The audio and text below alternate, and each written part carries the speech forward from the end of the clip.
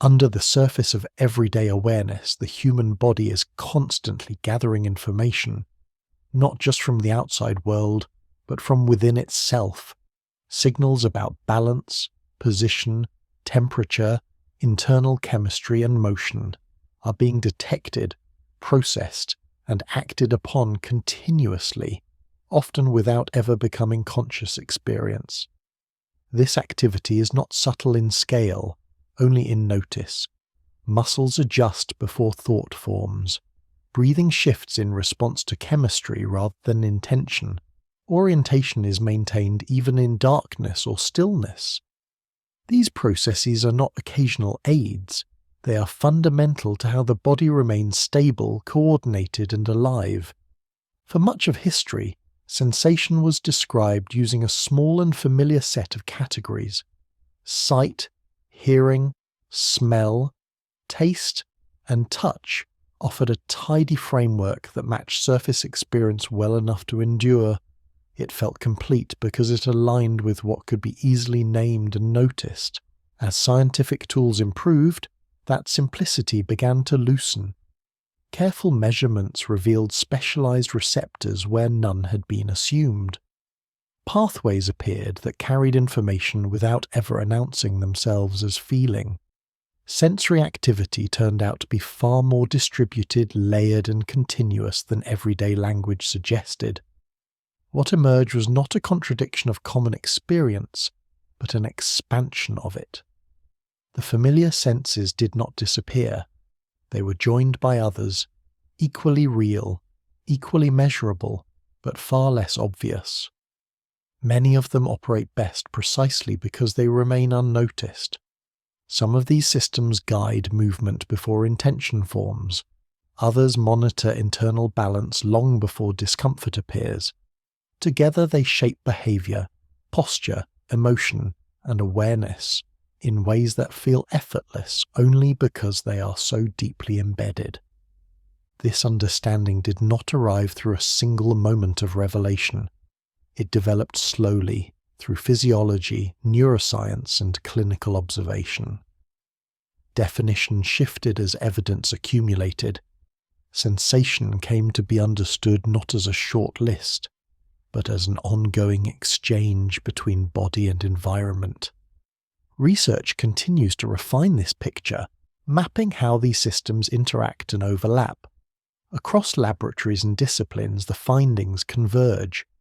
The same hidden sensory processes appear again and again, performing their quiet work with remarkable reliability. What this suggests is not excess or confusion, but organization. A body structured to sense continuously, adjusting itself long before awareness is required. A system that knows more about its state than conscious thought ever needs to. Welcome to the Sleepy Scientist. If you enjoy settling into calm, careful explorations like this, you're very welcome to stay. And if you feel like it, you can share where in the world you're listening from tonight. It's always grounding to know how widely these quiet ideas travel. For most people, the idea of human senses feels settled long before it is ever questioned. From early childhood, the world is explained through a familiar list: sight, hearing, smell, taste, touch. 5 neat categories that seem to account for everything felt, noticed, and experienced. The idea is simple, memorable, and surprisingly resilient. That resilience has very little to do with biology. The 5-sense model traces back to classical philosophy, most often associated with Aristotle, writing in the 4th century before the Common Era. His goal was not to catalogue every way the body gathers information, but to describe how living beings interact with their surroundings in ways that are immediately apparent.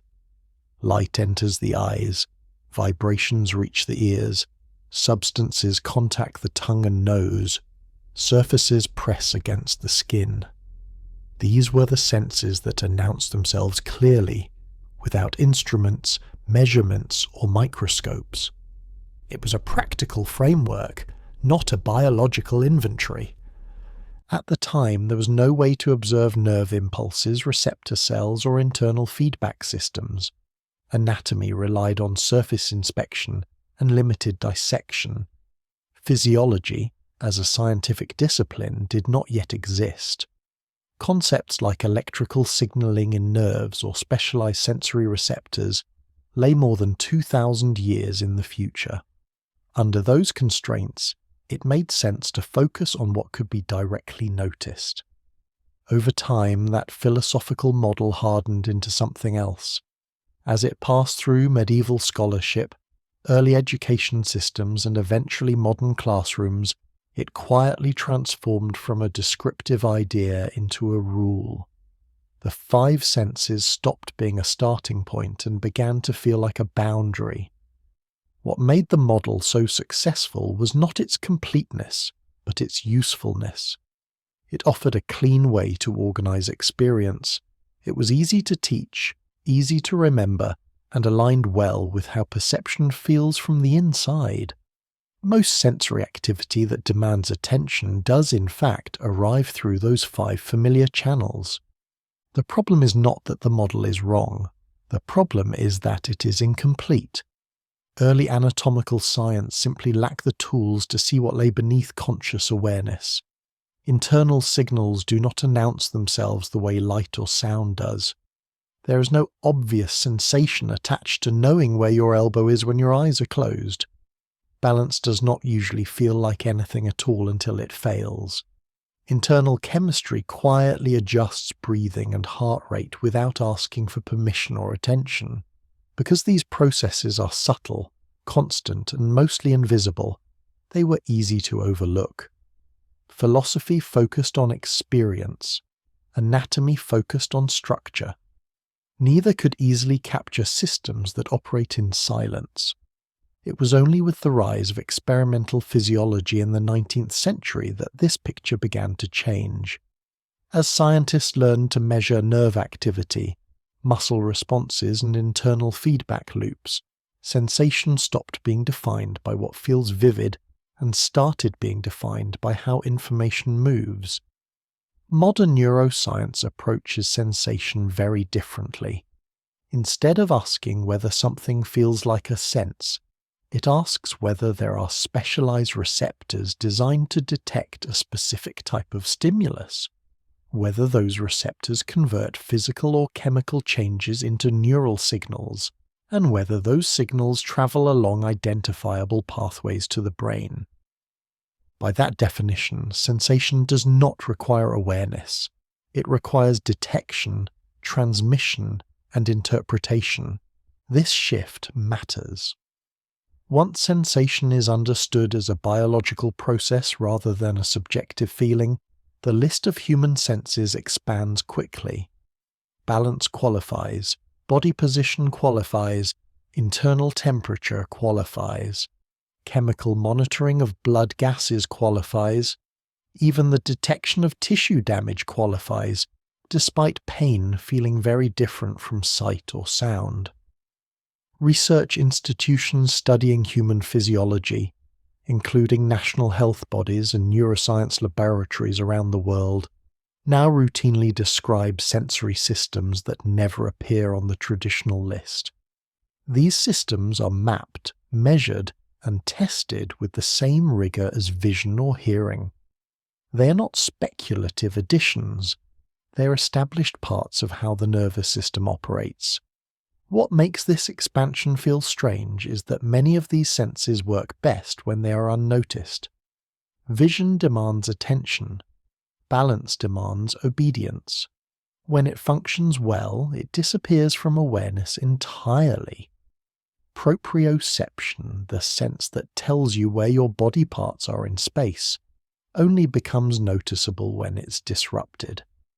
Internal sensing quietly adjusts posture, breathing, and movement long before discomfort appears. From an evolutionary perspective, this makes perfect sense. Sensory systems that manage stability, coordination, and survival do not benefit from constant conscious oversight. They benefit from speed, reliability, and automatic control. Awareness in these cases would be inefficient. So why does the five-sense idea persist so strongly? Part of the answer is cultural inertia. Educational models tend to favour clarity over completeness, especially when teaching young minds. 5 is a comfortable number. It fits on a diagram. It fits in a sentence. Expanding the list complicates things quickly. Another reason is that language itself reinforces the illusion. Everyday speech treats sensing as something that happens to the mind, rather than something the body is doing continuously. People talk about seeing or hearing, but rarely about sensing joint position or blood chemistry, even though those processes are just as real. There's also a subtle psychological comfort in believing that perception is limited to what is consciously noticed.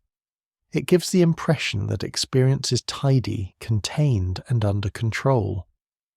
Acknowledging that the body is gathering vast amounts of information without awareness can feel slightly unsettling at first. But this broader view does not undermine human experience, it enriches it. Understanding that the 5 senses are a teaching shortcut rather than a biological limit reframes perception as something layered and cooperative.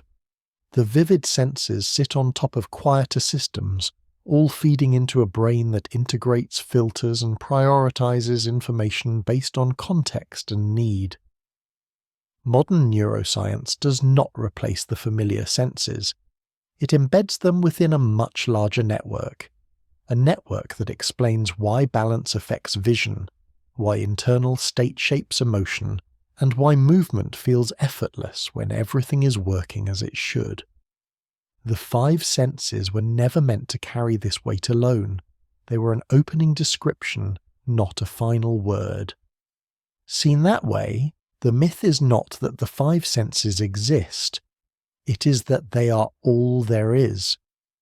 Before it becomes possible to expand the list of human senses, something quieter needs to be settled first. What, exactly, counts as a sense in scientific terms? Not in everyday language, and not in how it feels subjectively, but in the way biology and neuroscience actually define the process. In common speech, a sense is something noticed, something that arrives in awareness. You see light, hear sound, feel pressure, taste sweetness, smell smoke. From that perspective, sensing seems inseparable from conscious experience. If nothing is noticed, it feels reasonable to assume that nothing is being sensed. Biology does not work that way. In scientific terms, a sense begins long before awareness appears. It starts with specialized cells known as sensory receptors. These cells are tuned to detect specific kinds of physical or chemical changes in the body or environment. Some respond to light striking their surface. Others respond to molecules binding to them. Others respond to stretching, pressure, temperature change, or chemical imbalance. Each receptor type is selective. It does not respond to everything. It responds to something in particular. When that specific stimulus is detected, the receptor converts it into a signal the nervous system can use. This process is known as sensory transduction. Physical energy or chemical change is transformed into an electrical signal that can travel along nerves. That signal does not yet feel like anything. At this stage, it is simply information moving.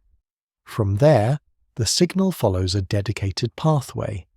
It travels through peripheral nerves, enters the spinal cord or brainstem, and is routed towards specific regions of the brain.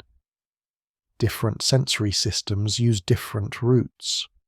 Vision takes one path, balance takes another, internal chemical sensing takes yet another. This organization is not accidental. It is precise, repeatable, and measurable. Receptor theory, developed through the work of 19th and early 20th century physiologists, formalized this idea.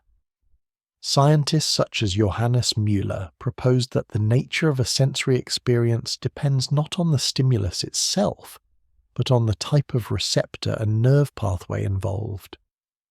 Light striking the eye produces vision, not because light is special, but because the optic nerve carries that information to visual regions of the brain. Stimulate that same nerve electrically, and the brain still reports light. What matters is the channel, not the trigger. This principle remains foundational in modern sensory physiology.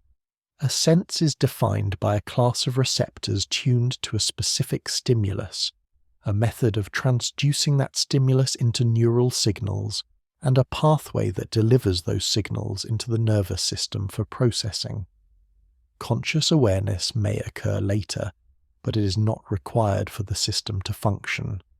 This distinction between sensory processing and conscious perception is crucial. Many sensory systems operate continuously without ever announcing themselves. Blood chemistry is monitored moment by moment. Joint position is tracked with remarkable precision. Balance is adjusted dozens of times per second. None of this requires attention. In fact, attention would only get in the way.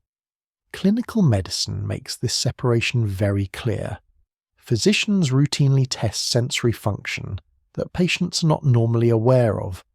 Reflexes are checked. Balance responses are observed. Nerve conduction is measured. Loss of a sensory pathway can be detected even when a person has never consciously noticed that pathway operating. In neurological disorders, this difference becomes especially obvious. Damage to certain sensory systems can dramatically impair movement, coordination, or regulation without affecting the 5 familiar senses at all. A person may see, hear, smell, taste, and touch perfectly well, yet struggle to stand upright or coordinate motion because an internal sensory system has been disrupted. From a scientific standpoint, it would be strange not to count those systems as senses. Major research bodies, including national health institutes and neuroscience organizations, rely on these definitions when studying perception, movement, and regulation. In research literature, sensory systems are classified based on receptors and pathways, not on whether the resulting information feels vivid or reportable. This is why modern textbooks often list many more senses than 5. The exact number varies, not because scientists are unsure whether these systems exist, but because classification depends on how finely one chooses to divide them. Temperature sensing can be treated as one sense or several. Pain can be grouped or subdivided. Chemical sensing can be split by function. The disagreement is not about reality, it is about categorization. What remains consistent is the underlying logic. If a system detects a specific stimulus using specialized receptors, converts that detection into neural signals, and delivers those signals along defined pathways, it qualifies as a sensory system. Awareness is optional. This perspective also explains why some senses feel so different from others. Vision delivers rich, detailed information to areas of the brain associated with conscious perception. Balance delivers corrective signals to motor systems. Internal sensing delivers regulatory information to autonomic networks. All are senses. They simply serve different roles. Seen this way, the traditional 5 senses are not special because they are senses. They are special because they are the senses most closely tied to conscious experience and communication. They dominate language, memory, and storytelling. They are how humans describe the world to one another. Biology, however, is less concerned with description than with function. Once sensation is defined by receptors and pathways rather than by feeling, the apparent mystery around additional senses fades. The question stops being how many senses humans have, and becomes how many distinct kinds of information the body needs to monitor in order to function. The answer to that question is necessarily larger than 5. This clarity matters because it prevents the discussion from drifting into exaggeration or novelty. Expanding the list of senses is not about discovering hidden abilities or unlocking unused potential. It is about recognizing systems that have been studied, measured, and relied upon in medicine and science for decades. Understanding what counts as a sense allows the body to be seen as it is. Not a passive receiver of a few external signals, but an active, continuous monitoring system, tuned to many aspects of both the world and itself. With that definition in place, the familiar picture of perception begins to open up, calmly and without contradiction, into something far more complete. There is a sense at work right now that rarely asks for attention, yet quietly governs almost every movement you make. It keeps the world upright when you turn your head. It prevents the ground from feeling like it is sliding away when you stand up. It allows you to walk, run, and reach without constantly recalculating where down is. This sense is balance.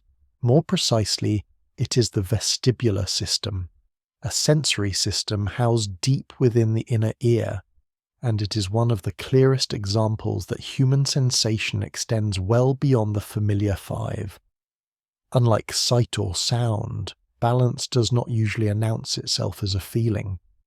When it works properly, it feels like nothing at all, which is exactly why it went unnoticed for so long.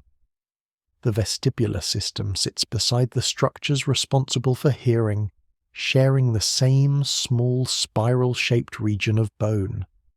Despite this close proximity, its role is entirely different.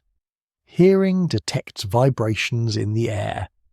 Balance detects motion, orientation, and the constant pull of gravity. Without it, the world would not merely feel unsteady. It would feel incoherent. At the core of this system are 2 main components, the semicircular canals and the otolith organs. Together they form a biological motion detector of remarkable precision. The semicircular canals are 3 fluid-filled loops arranged at right angles to one another. This orientation allows them to detect rotation in all directions. When the head turns, fluid inside these canals lags slightly behind due to inertia. That movement bends tiny hair like structures inside the canals. Those hairs are connected to sensory receptors that convert mechanical movement into neural signals. The brain receives those signals and interprets them as rotational motion. This process happens continuously. Turn your head to look at something, tilt it slightly, nod. Each movement generates patterns of fluid motion inside the canals, and each pattern is translated into information about how the head is moving through space. The otolith organs handle a different task. They detect linear acceleration and orientation relative to gravity. These organs contain small crystals made of calcium carbonate, embedded in a gelatinous layer above sensory receptors. When you accelerate forward, slow down, or tilt your head, the crystals shift slightly. That shift bends the receptors beneath them, generating signals that inform the brain about straight-line motion and which way is down. This is not a vague impression.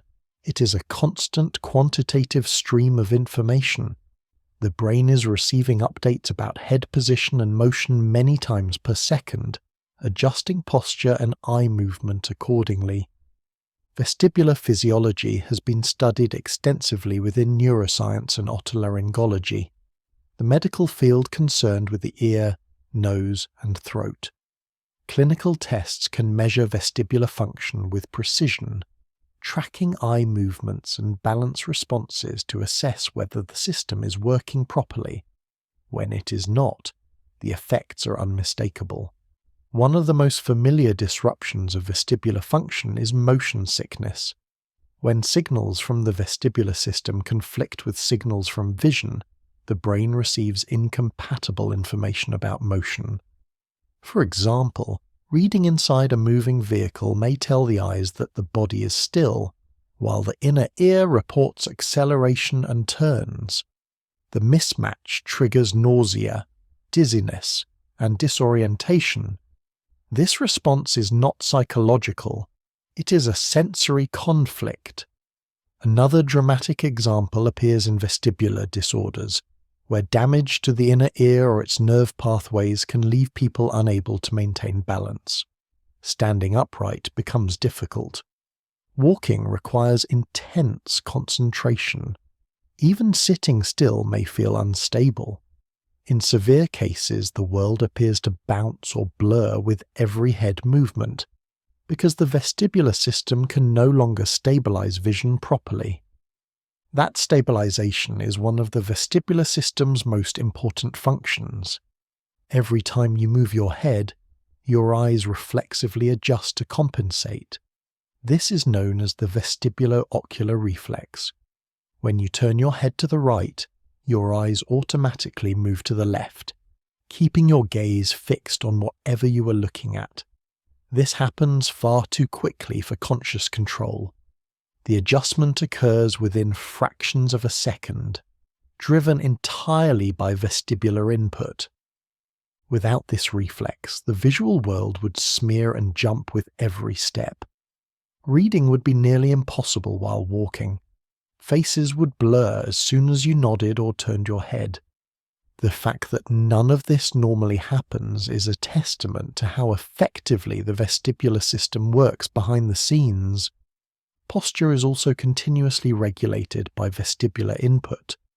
Signals from the inner ear feed into spinal and motor circuits that adjust muscle tone throughout the body. When you lean slightly, your muscles respond before you consciously register the shift. Balance corrections occur automatically, often dozens of times per minute, preventing falls without ever demanding attention. What makes the vestibular system such a powerful example of an additional human sense is how cleanly it fits the scientific definition. It has specialized receptors. It detects specific stimuli, namely rotation, acceleration, and gravitational orientation. It converts those stimuli into neural signals, and it sends those signals along dedicated pathways to the brain. By every biological criterion, it is a sense, yet it rarely appears on lists taught in school, not because it is obscure or disputed, but because it does not usually feel like sensing. There is no vivid colour, no sharp sound, no identifiable taste. Balance is experienced indirectly, through stability and coordination, rather than directly as a sensation. When people say they feel balanced, they usually mean they feel comfortable or steady. They are not referring to a distinct sensory quality. The sensory work itself remains invisible. This invisibility may explain why the vestibular system was historically overlooked. Philosophy focused on what could be described introspectively. Early science focused on what could be seen and touched. Balance, operating silently and automatically, slip between those categories. Modern neuroscience leaves little room for doubt. The vestibular system is mapped in detail. Its receptors are identified. Its neural pathways are traced. Its function is measured clinically and experimentally. It is as real and as fundamental as vision or hearing. It also illustrates an important point. Some of the most essential senses are the ones you almost never notice. Balance does not enrich experience by adding detail. It enriches experience by preventing chaos. It keeps the world visually stable. It allows movement to feel natural. It supports nearly every physical action without asking for recognition. Seen in this light, the 5 familiar senses begin to look less like a complete set, and more like the most noticeable members of a much larger group. Balance simply happens to be the first additional sense that science identified clearly and unanimously. Once it is recognized, the idea that humans possess more than 5 senses stops feeling controversial. It starts to feel obvious. The body has always needed to know which way is up. It has always needed to detect motion before thought can intervene. The only thing that changed was the willingness to call that process what it is, a sense. There is another sense at work even when the room is dark, the eyes are closed, and the body is perfectly still. It tells you where your hands are resting. It lets you scratch your head without looking. It allows you to bring a cup to your mouth without rehearsing the movement in your mind. This sense is proprioception. Proprioception is the ability to know the position, movement, and force of your own body parts without relying on vision. It is how the brain keeps track of the body's shape in space from one moment to the next. Like balance, it is rarely noticed when it works well, and immediately obvious when it does not. The information behind this sense comes from a network of specialized receptors embedded throughout the body. Muscles, tendons, and joints are not just mechanical structures, they are sensory organs in their own right. Within muscles are muscle spindles, tiny structures that detect changes in muscle length and the speed of those changes.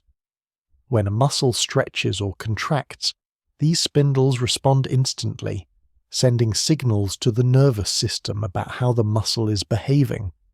This allows the brain to know not only where a limb is, but how quickly it is moving. Tendons, which connect muscles to bones, contain receptors known as tendon organs. These receptors monitor force. They detect how much tension a muscle is producing as it pulls on a bone. This information helps regulate strength, preventing muscles from generating damaging levels of force and allowing fine control during delicate tasks. Joint receptors add another layer of information. Located near the joints, they respond to pressure and movement at the extremes of joint position. Together with muscle and tendon signals, they help the brain construct a continuous 3-dimensional map of the body. All of this information is delivered to the brain constantly. There is no on-off switch. Even at rest, the nervous system is receiving updates about limb position, muscle tension, and joint angle. These signals feed directly into motor regions of the brain and spinal cord, shaping movement before conscious intention enters the picture.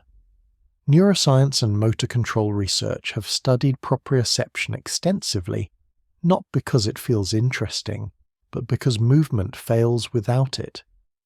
Experiments have shown that when proprioceptive feedback is disrupted, even simple actions become slow and effortful. Tasks that normally require no thought suddenly demand intense concentration. Clinical cases make this even clearer. Individuals who lose proprioceptive input due to nerve damage or certain neurological conditions can retain full muscle strength and normal sensation of touch, yet struggle to move accurately. Without proprioceptive feedback, they must watch their limbs constantly in order to guide them.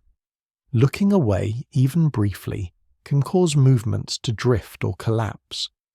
One well-documented case involved a man who lost proprioception in much of his body following a rare illness. He described feeling as though his body had vanished unless he could see it. Standing upright required visual confirmation. Walking demanded continuous attention. What had once been automatic became exhausting. These cases reveal an important truth. Movement is not commanded solely by the brain. It is negotiated. The nervous system issues instructions, receives feedback, and adjusts in real time. Proprioception is the feedback that makes this loop possible. This feedback loop is so reliable that it usually fades from awareness. When you reach for an object, your hand arrives where you expect it to be. When you walk, your feet land in predictable places. When you type, Your fingers find the right keys without conscious tracking. The sense doing the work remains invisible. Modern research institutions studying rehabilitation place proprioception at the center of recovery after injury or stroke. Therapy often focuses not just on rebuilding strength, but on restoring sensory feedback. Movement without sensation is unstable. Sensation without movement is incomplete. The same principles have shaped robotics and artificial intelligence research. Engineers attempting to build machines that move smoothly through the world quickly discover that vision alone is insufficient. Without internal sensors reporting joint position and force, movement becomes clumsy and unreliable. In this way, robotics has independently rediscovered the importance of proprioception. What makes this sense particularly striking is how little it resembles the traditional image of sensing. There is no colour, no sound, no smell. There is not even a clear feeling attached to it. Proprioception expresses itself through accuracy, coordination, and ease. From a scientific perspective, there is no ambiguity about its status. Proprioception has specialized receptors. It detects specific stimuli related to stretch, tension, and joint position. It converts those stimuli into neural signals. It uses dedicated pathways to deliver that information to the brain. By every criterion used in sensory physiology, it qualifies as a sense. Its absence would be immediately disabling. Its presence is quietly indispensable. Like balance, proprioception reveals a pattern. Some of the most important senses are not the ones that decorate experience. They are the ones that make experience possible in the first place. The body knows where it is before the mind ever asks. There is a vast landscape of sensation that never comes from the eyes, ears, skin, nose, or tongue. It does not describe the outside world at all. Instead, it reports on the condition of the body itself. How fast the heart is beating, how full the lungs feel, whether energy stores are running low, whether fluids need replenishing, whether something inside is slightly off balance. This inward-facing sensory system is known as interoception. Interoception is the sense through which the nervous system monitors the internal state of the body. It is how the brain stays informed about what is happening beneath the surface of conscious awareness. Unlike vision or hearing, interoception does not usually produce clear images or sounds. It produces tendencies, urges, and subtle shifts in feeling that guide behavior long before rational thought steps in. Every moment, receptors throughout the body are sampling internal conditions. Specialized sensors in blood vessels detect changes in blood pressure and chemistry. Receptors in the lungs track the stretch of each breath. Cells in the digestive system report fullness, nutrient content, and irritation. Together, these signals form a continuous internal report. Heart rate is one of the most familiar interoceptive signals. Most of the time, it goes unnoticed. The heart speeds up during exertion and slows during rest, adjusting automatically to demand. Only when the rhythm changes abruptly or becomes unusually strong does awareness flicker into focus. The signal was always there. Attention simply caught up late. Breathing follows a similar pattern. While it can be consciously controlled, it is primarily regulated by interoceptive feedback. Chemoreceptors monitor carbon dioxide levels in the blood and cerebrospinal fluid. When those levels rise, the drive to breathe increases. This process operates independently of intention. Even during sleep, breathing adjusts to internal chemistry with remarkable precision. Hunger and thirst are also interoceptive experiences. They are not simple reflections of an empty stomach or dry mouth. They are complex signals generated by hormonal changes, blood nutrient levels, and activity in specific brain regions. Long before discomfort appears, the body is already signaling that resources need replenishing. Thirst, in particular, is tightly regulated. A loss of even a small percentage of body water can impair physical and cognitive performance. Osmoreceptors in the brain detect changes in blood concentration and trigger thirst before dehydration becomes dangerous. This early warning system is interoception doing preventative work. Visceral sensations such as discomfort in the gut or a sense of tightness in the chest also belong to this internal sensory world. These sensations are often vague, difficult to localize, and hard to describe precisely. That imprecision once led them to be dismissed as non-sensory or purely emotional. Modern physiology tells a different story. Neuroscience research has shown that interoceptive signals travel along specific pathways to dedicated brain regions. One key area is the insular cortex, which integrates internal sensory information and contributes to conscious feeling states. Activity in this region correlates with awareness of heartbeat, breathing, and internal bodily changes. Researchers studying interoception have found strong links between internal sensing and emotional experience. Emotions are not generated in isolation from the body. They're shaped by patterns of heart rate, breathing, and visceral feedback. Anxiety, for example, is often accompanied by heightened interoceptive signals from the heart and lungs. Calm states show different internal signatures.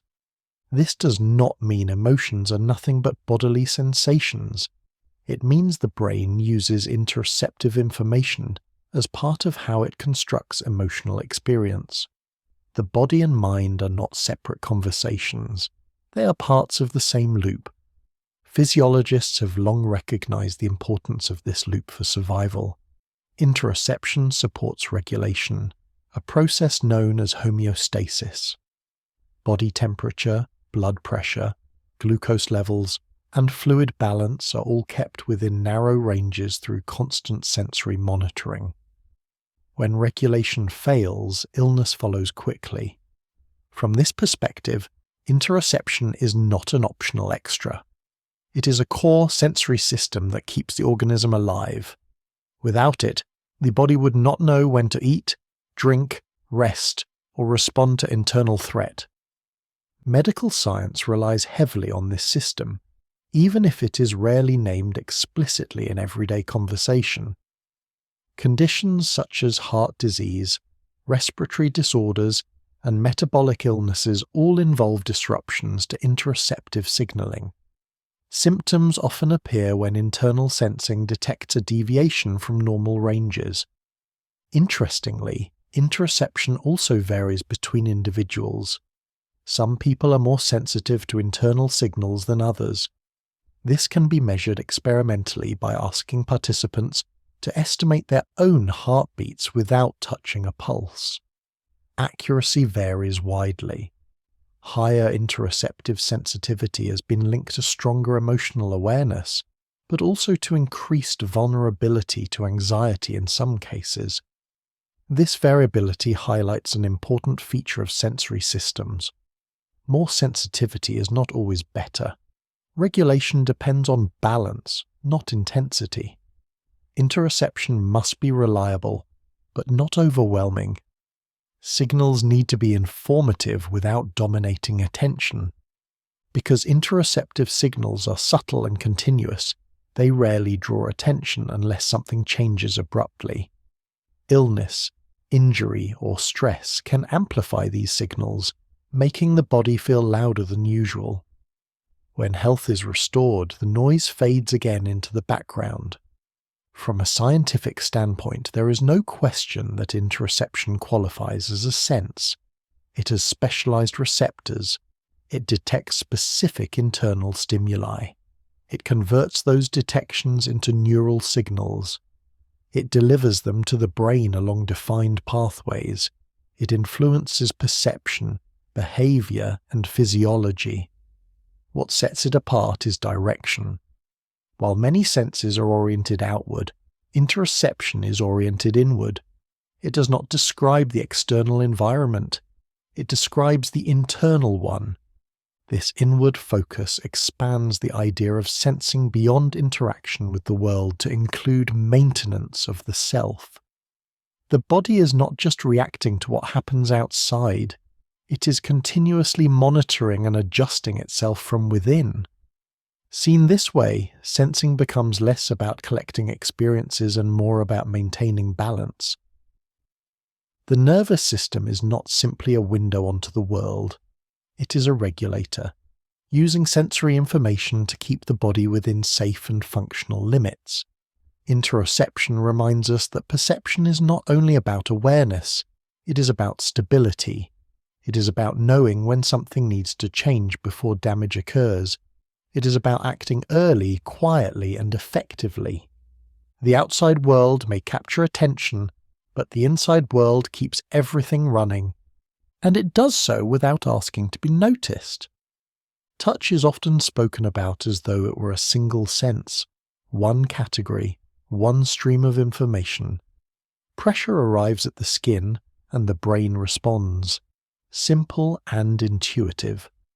Biology tells a more detailed story. What is commonly called touch is actually a collection of separate sensory systems working side by side. Pressure is one, vibration is another, stretch is another, and temperature belongs to its own distinct category entirely. The ability to detect heat and cold is known as thermoreception, and it operates independently from the sense that detects pressure or texture. Even though both systems share the same surface, they ask very different questions. One asks what is touching the body, the other asks how warm or cold that contact is and whether it poses a risk. This distinction becomes obvious when something goes wrong. People with certain nerve injuries can lose the ability to feel pressure while retaining sensitivity to temperature. Others experience the opposite. They can feel contact perfectly well, but cannot reliably tell whether something is hot or cold. These dissociations are not theoretical. They are observed clinical realities, and they reveal that temperature sensing follows its own rules. Thermoreception begins with specialized receptors embedded in the skin and deeper tissues. These receptors are tuned to specific temperature ranges. Some respond preferentially to cooling. Others respond to warming. Still others react most strongly to rapid changes rather than absolute temperature. These receptors are not vague indicators. They are precise biological instruments. When skin temperature shifts, even slightly, thermoreceptors change their activity. Cooling receptors increase their firing as temperature drops. Warming receptors increase their firing as temperature rises. The pattern of activity across these receptors provides the nervous system with detailed information about thermal conditions. Importantly, these signals do not simply report comfort, they report deviation. A mild cool sensation may feel refreshing. A stronger one becomes uncomfortable. Push further, and it becomes painful. The same progression occurs with heat. Warmth becomes hot. Hot becomes dangerous. At the extreme ends, thermoreception blends into pain detection, activating protective responses. Research in sensory physiology has shown that temperature and pain pathways are closely related but not identical. Some receptors respond to innocuous temperature changes. Others activate only when temperatures approach levels that threaten tissue integrity. This layered system allows the body to respond proportionally, escalating warnings as conditions worsen. This separation explains why temperature can feel sharp or dull, pleasant or alarming depending on context. The sensation is not simply about heat energy. It is about what that energy means for the body. Neural pathways carrying thermal information are distinct from those carrying pressure or vibration. They enter the spinal cord along different routes and project to different regions of the brain. Imaging studies show that temperature activates areas associated with bodily regulation and protective behavior rather than purely tactile discrimination. In everyday experience, this distinction is easy to miss because temperature and touch often arrive together. When you pick up a mug, you feel its shape and its warmth at the same time.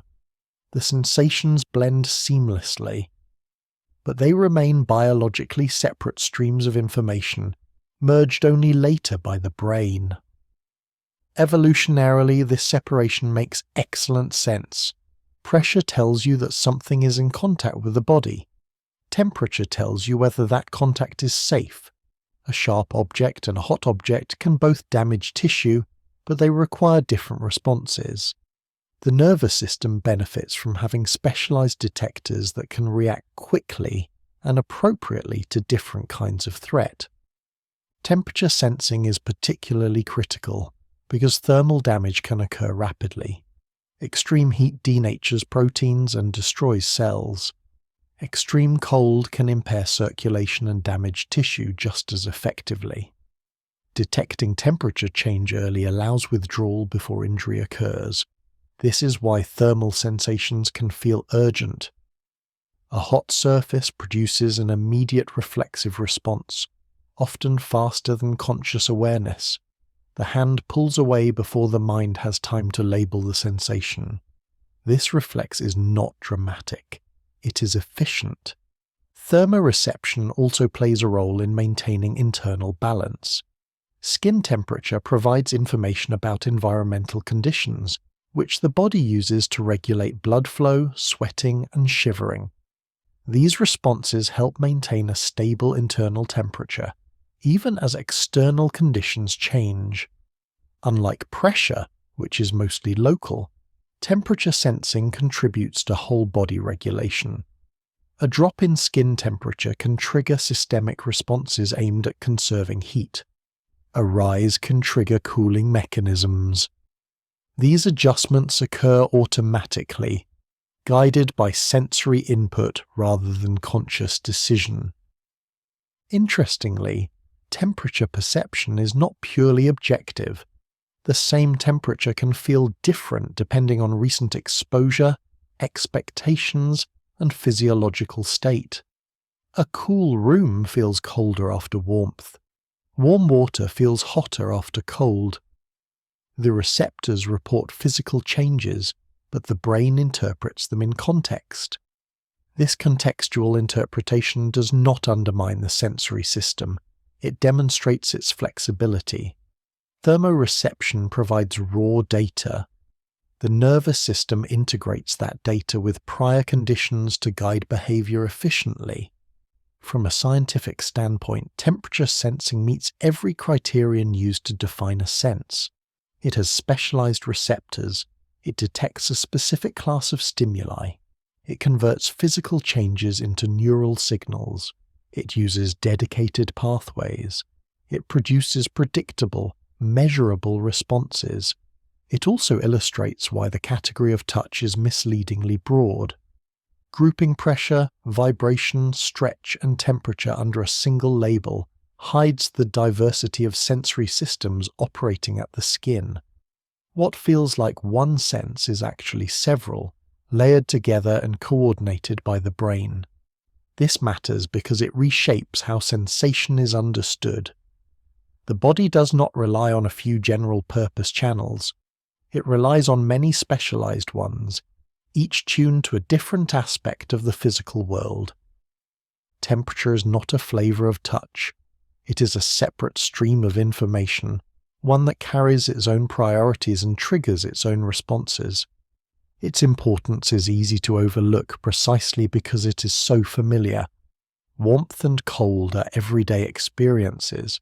They fade into the background of daily life. But their absence or distortion quickly reveals how essential they are. Without reliable temperature sensing, the body would be slow to react to danger.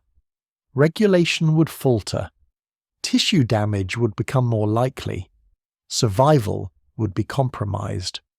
The quiet precision of thermoreception underscores a broader pattern. Sensation is not organized around how experiences feel to consciousness. It is organized around what information the body needs to remain functional. Touch, as it turns out, was never a single sense at all. Pain has a reputation that few other senses share. It is unwelcome, intrusive, and difficult to ignore. It demands attention in a way that vision or balance rarely does. Because of this, pain is often treated as something separate from sensation, more emotional than informational, more subjective than scientific. Biology takes a different view. At its foundation, pain begins with the sensory system known as nociception. Nociception is the process by which the nervous system detects conditions that threaten to damage tissue, or have already done so. It is not the same thing as suffering, distress, or fear. Those experiences may follow, but nociception itself is about detection. The receptors responsible for this detection are called nociceptors. They are specialized sensory receptors found in the skin, muscles, joints, and internal organs. Each type of nociceptor responds to a particular category of potentially harmful stimulus. Some nociceptors respond to extreme temperatures. Others respond to intense pressure or mechanical damage. Still others are sensitive to chemical signals released when tissue is injured or inflamed. This diversity allows the nervous system to distinguish between different kinds of threat, even when the resulting experience is grouped under the single word pain. Once activated, nociceptors convert these dangerous conditions into electrical signals. Those signals travel along dedicated nerve fibers toward the spinal cord and brain. Along the way, they may trigger reflexes that withdraw the body from harm before conscious awareness has time to form. This rapid response highlights an important feature of pain. Its primary function is protective, not experiential. Pain evolved to change behavior quickly. It pulls attention toward injury, promotes rest and avoidance, and encourages learning. Touch the hot surface once, and you're unlikely to repeat the experiment. Modern pain science has mapped multiple pathways that carry nociceptive information. Some signals travel rapidly, producing sharp, immediate sensations that prompt quick reactions. Others move more slowly, producing dull, aching sensations that linger and promote caution. Both serve different roles, and both are part of the same sensory system. What complicates pain, and often confuses discussions about it, is what happens once those signals reach the brain. Unlike many other sensory systems, pain is deeply shaped by context. Expectation, attention, emotional state, and past experience all influence how nociceptive signals are interpreted. The same physical injury can feel very different depending on circumstances. This does not mean pain is imagined or arbitrary. It means the brain actively modulates nociceptive input rather than passively receiving it. Neuroscience research has demonstrated that the brain can amplify or dampen pain signals. Under certain conditions, such as acute danger, pain can be temporarily suppressed, allowing action to continue. In other situations, anticipation or anxiety can heighten pain, making relatively minor injuries feel severe. These effects are not psychological tricks. They involve real changes in neural activity. Descending pathways from the brain can inhibit or enhance nociceptive transmission at the level of the spinal cord. Chemicals released within the nervous system can reduce signal strength or increase sensitivity. This modulation helps explain phenomena that once seemed puzzling. Soldiers wounded in battle sometimes report little pain until after danger has passed. Athletes may finish competitions before noticing injuries. Conversely, chronic pain can persist long after tissues have healed, driven by changes in neural processing rather than ongoing damage. Pain, then, is not a simple readout of injury. It is an interpretation shaped by biology, context, and experience. This complexity has led some to question whether pain should be considered a sense at all. It feels different from seeing light or hearing sound. It carries emotional weight. It can be distressing rather than informative. From a scientific perspective, however, pain meets the criteria clearly. Nociception involves specialized receptors tuned to specific stimuli. It converts physical and chemical threats into neural signals. It uses dedicated pathways. It produces consistent, measurable responses. These are the hallmarks of a sensory system. The emotional component of pain does not disqualify it as a sense. Many senses influence emotion. Smell can evoke powerful memories. Sound can trigger fear or comfort. Internal sensing shapes mood and motivation. Pain stands out only because its emotional impact is difficult to ignore. In fact, that emotional weight is part of its function. Pain that felt neutral would fail to motivate protective behavior. The unpleasantness is not a flaw. It is a feature shaped by evolution. Understanding pain as a sense also clarifies why it can be treated scientifically. Pain research has identified specific receptors, pathways, and brain regions involved in nociception. Treatments target these mechanisms directly, aiming to reduce harmful signaling while preserving protective function. This balance is crucial. Eliminating pain entirely would not be beneficial. Individuals who are born without functional nociception face serious risks. They may suffer repeated injuries without realizing it. Burns, fractures, and infections can go unnoticed until damage is severe. Pain, for all its discomfort, is an essential warning system. At the same time, pain can become maladaptive. Chronic pain conditions involve changes in the nervous system that cause pain to persist without ongoing injury. In these cases, the sensory system has become overly sensitive, generating signals that no longer serve a protective purpose. Pain science has worked carefully to distinguish between nociception and pain experience. Nociception refers to the sensory detection of threat. Pain refers to the conscious experience that may follow. One can occur without the other. Nociceptive signals can be present without pain, and pain can occur without clear nociceptive input. This distinction allows pain to be studied without dismissing its reality or reducing it to emotion alone. From a broader perspective, pain marks an important shift in the exploration of human senses. It introduces subjectivity without abandoning biology. It shows that sensing is not always about accurate representation. Sometimes it is about prioritization. The nervous system does not ask whether a signal is pleasant or elegant. It asks whether it matters. Pain matters because it changes behavior. It demands rest, avoidance, and care. It focuses attention on vulnerability. In doing so, it protects the organism over time, even if it disrupts comfort in the moment. Recognizing pain as a sense does not diminish its complexity. It places that complexity within a framework that can be understood, studied, and treated. It also reinforces a recurring theme. Some senses operate quietly in the background. Others speak loudly when necessary. Both serve the same goal: to keep the body intact.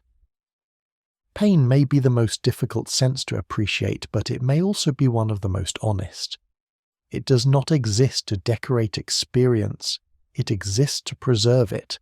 And like every other sense, it works best when it does its job and then recedes, leaving the body safer than it was before. Up to this point, the senses may seem like separate instruments, each sending its own stream of information into the brain. Balance reports motion, proprioception reports position, temperature reports heat and cold, pain reports threat. Each system has its own receptors, pathways, and specialized role. But this is not how perception is actually experienced. The brain does not receive these signals as isolated messages and then line them up neatly for inspection. Instead, it weaves them together into a single, coherent account of what is happening, both inside the body and in the surrounding world. What you experience as perception is the result of that integration. This process is known as multisensory integration, and it is a central topic in cognitive neuroscience. Rather than treating the senses as independent channels, researchers study how information from different systems converges, interacts, and reshapes one another inside the brain. From the brain's perspective, the goal is not accuracy in any one sense. The goal is usefulness. Sensory signals arrive at different speeds. Touch and balance update rapidly. Vision takes slightly longer. Internal signals may change more slowly. If the brain waited for every system to report before acting, movement would feel sluggish and unstable. Instead, it combines incoming information dynamically, weighting signals based on context and reliability. This integration begins earlier than most people expect. It does not happen only in high-level brain areas associated with conscious thought. Signals from different senses start to interact in the brainstem and midbrain, shaping reflexes and posture long before awareness is involved. One well-studied example is the interaction between vision and balance. The vestibular system reports head movement and orientation. Vision reports motion across the visual field. Under normal conditions, these signals agree. When you turn your head, the world appears stable. When you move forward, the visual scene shifts in predictable ways. When they disagree, perception changes. Standing still inside a moving train can create the illusion that you are moving when the adjacent train pulls away. Your eyes report motion, while your vestibular system reports stillness.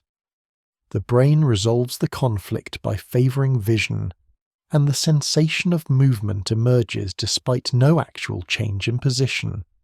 This is not a mistake, it is a practical decision. Vision often provides the most reliable information about large-scale motion in everyday environments.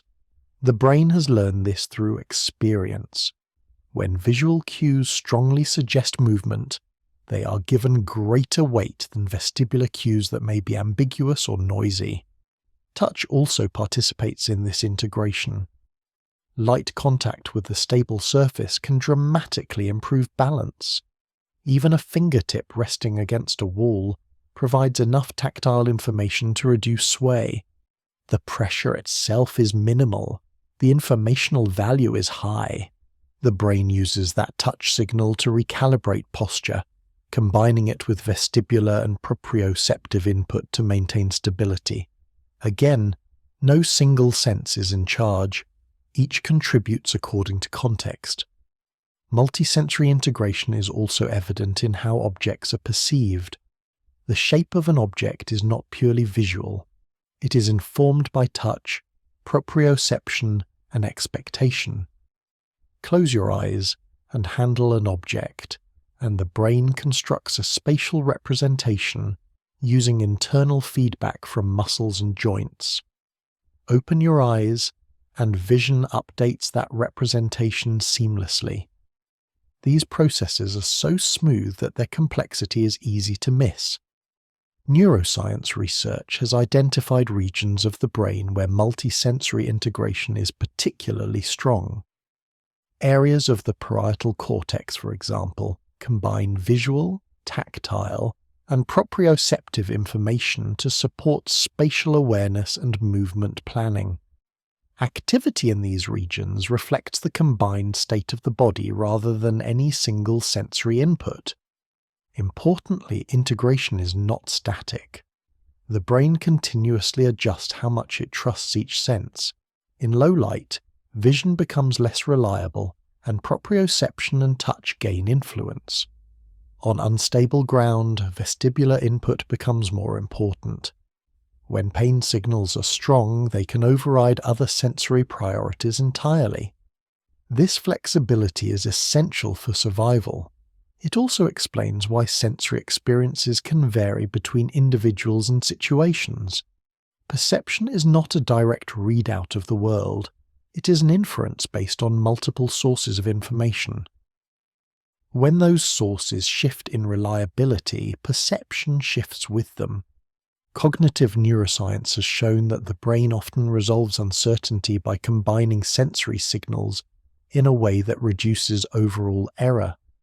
If two senses provide similar information, the brain averages them.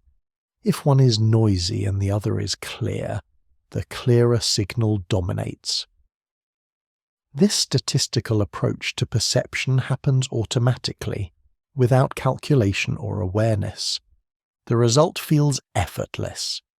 This integrated view helps clarify why dividing perception into separate senses can be misleading. In lived experience, senses rarely operate alone. Vision is steadied by balance. Movement is guided by touch and proprioception. Internal state influences emotion and attention. Pain can suppress or amplify other sensory signals depending on urgency. The brain does not ask which sense is speaking, it asks what action is needed. This perspective also resolves apparent contradictions. For example, why can visual illusions influence balance, even when you know they are illusions? The answer is that knowledge does not override integration. The brain prioritizes incoming sensory data over abstract belief when maintaining posture and orientation. Similarly, why can light touch improve balance even when you're not consciously focusing on it? The sensory signal is integrated at levels below attention, contributing to stability regardless of awareness. Multisensory integration reveals that perception is something the brain constructs, not something it receives. Sensory systems provide fragments. The brain assembles them into a working model of reality that supports action. This does not make perception unreliable. It makes it adaptive. The model the brain builds is usually accurate enough because it is shaped by experience, feedback, and correction. When predictions fail, sensory input updates them. When signals conflict, weighting shifts. Over time, the system remains calibrated. Understanding integration also explains why adding new senses to the picture does not complicate perception. It clarifies it. Each additional sensory system provides another sort of information that can be weighed and combined. The brain is not overwhelmed by this richness. It is designed for it. Seen this way, the senses are not competitors. They are collaborators. Each one contributes a partial view. Together they produce something more stable and useful than any could alone. Perception emerges from their cooperation, not from their isolation. This shift in focus marks an important turning point. Rather than asking how many senses humans have, it becomes more meaningful to ask how. The brain integrates information across systems to guide behavior.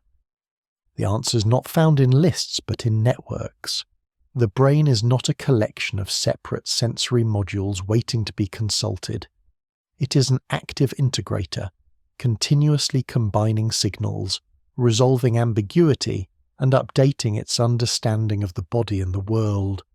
Perception, in the end, is not something any single sense delivers.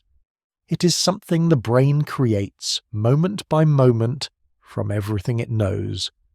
Time is not something the body can see or touch, yet it is something the body responds to constantly. Waking and sleeping, hunger rising and fading, energy building, then slowly declining. Even without clocks, calendars, or reminders, The body keeps its own sense of when things should happen. This raises a quiet question. If the body can track duration, sequence, and rhythm, does time function as a kind of sense? In everyday language, time feels abstract. It is measured with instruments rather than organs. It passes whether it is noticed or not. But from a biological perspective, the passage of time leaves traces everywhere. Cells divide on schedules. Hormones rise and fall in cycles. Attention, mood, and alertness follow predictable patterns across the day. These patterns are not learned socially, they are built in.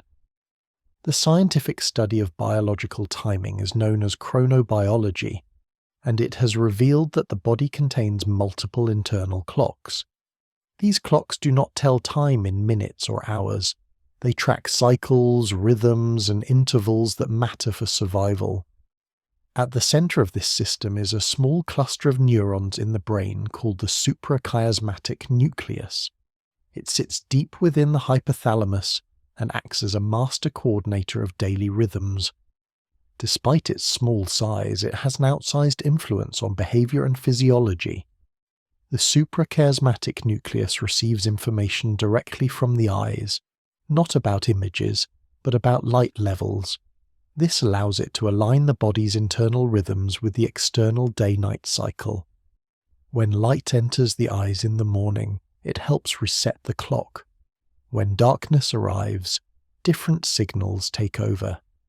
This system governs circadian rhythms, cycles that repeat roughly every day.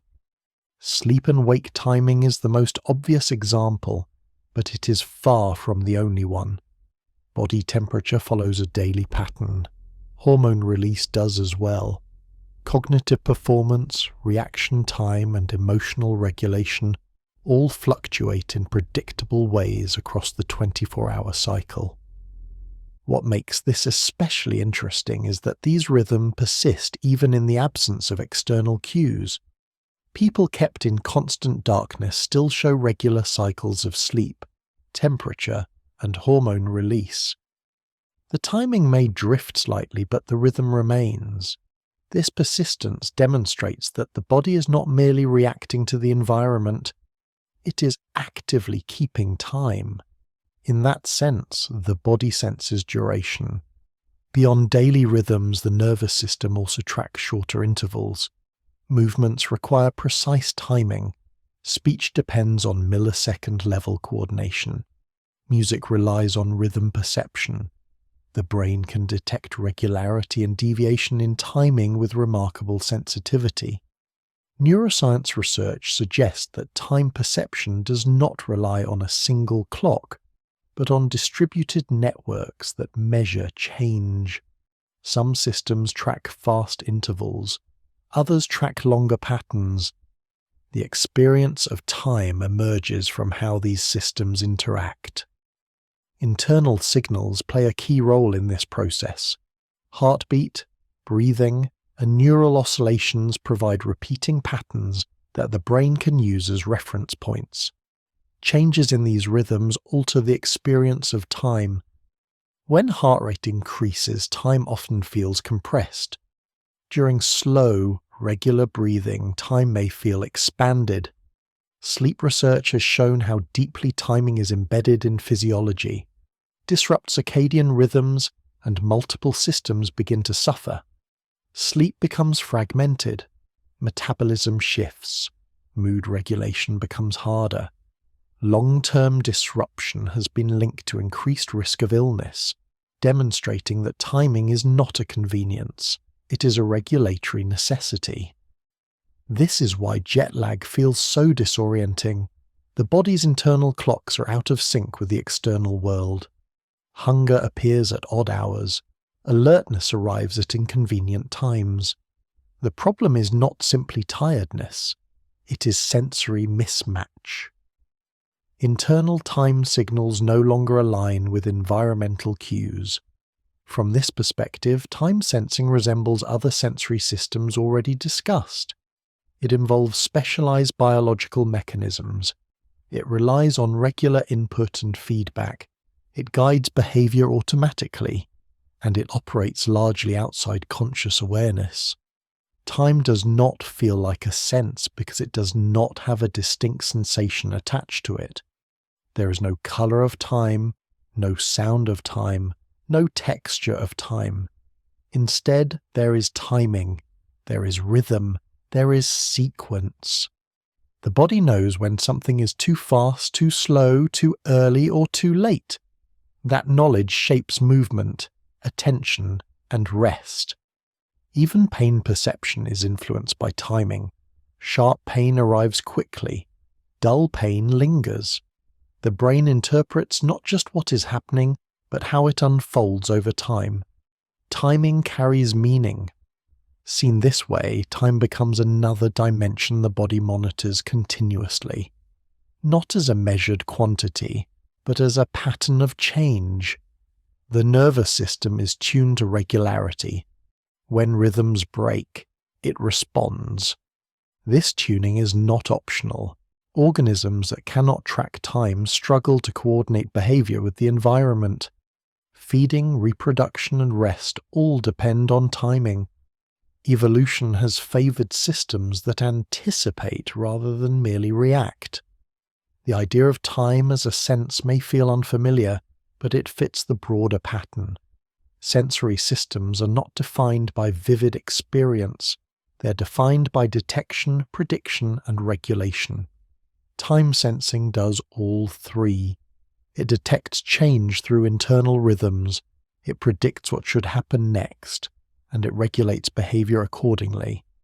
Extending the idea of sensing into duration rather than space shifts the focus again.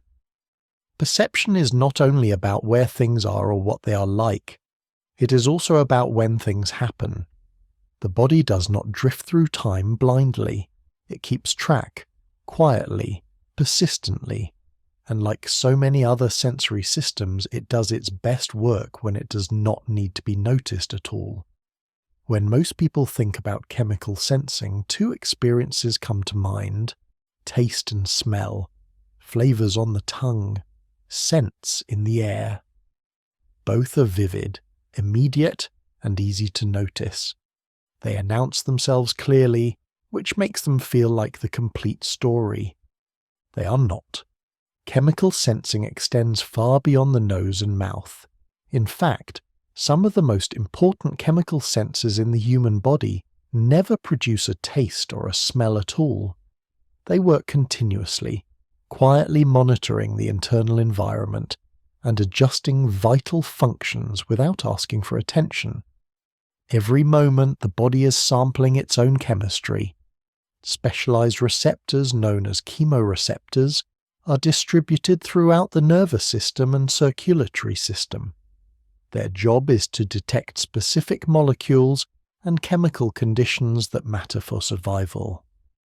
Oxygen levels, carbon dioxide concentration, acidity of the blood, nutrient availability. These signals are not optional information, they are essential. One of the clearest examples of this system in action is breathing. Breathing does not occur simply because the lungs move. It is regulated by chemical feedback. Central chemoreceptors in the brain monitor carbon dioxide levels in the blood and surrounding fluid. When carbon dioxide rises, these receptors increase their activity. That activity stimulates breathing. When levels fall, breathing slows. This process happens automatically. It does not wait for conscious awareness. Even during deep sleep, breathing adjusts in response to chemical signals with remarkable precision. Peripheral chemoreceptors, located in blood vessels near the heart and neck, provide additional information. They are especially sensitive to oxygen levels in the blood. When oxygen drops below a certain range, these receptors send urgent signals to the brainstem, prompting deeper or faster breaths. This system is so finely tuned that small changes in blood chemistry can alter breathing within seconds. The result is a feedback loop that maintains stable oxygen and carbon dioxide levels, even as activity and demand change. Respiratory physiology research has shown that it is carbon dioxide, not oxygen, that primarily drives breathing under normal conditions. Oxygen levels can vary slightly without immediate effect. Carbon dioxide accumulation, however, triggers a rapid response. This may feel counterintuitive, but it reflects the body's priority on maintaining chemical balance. Metabolism is regulated in a similar way. Chemical sensors monitor glucose levels, hormones, and other metabolites circulating in the blood. These signals influence hunger, energy use, and storage. When glucose levels fall, hormonal signals promote eating. When levels rise, storage pathways are activated. All of this is guided by chemical detection rather than conscious calculation.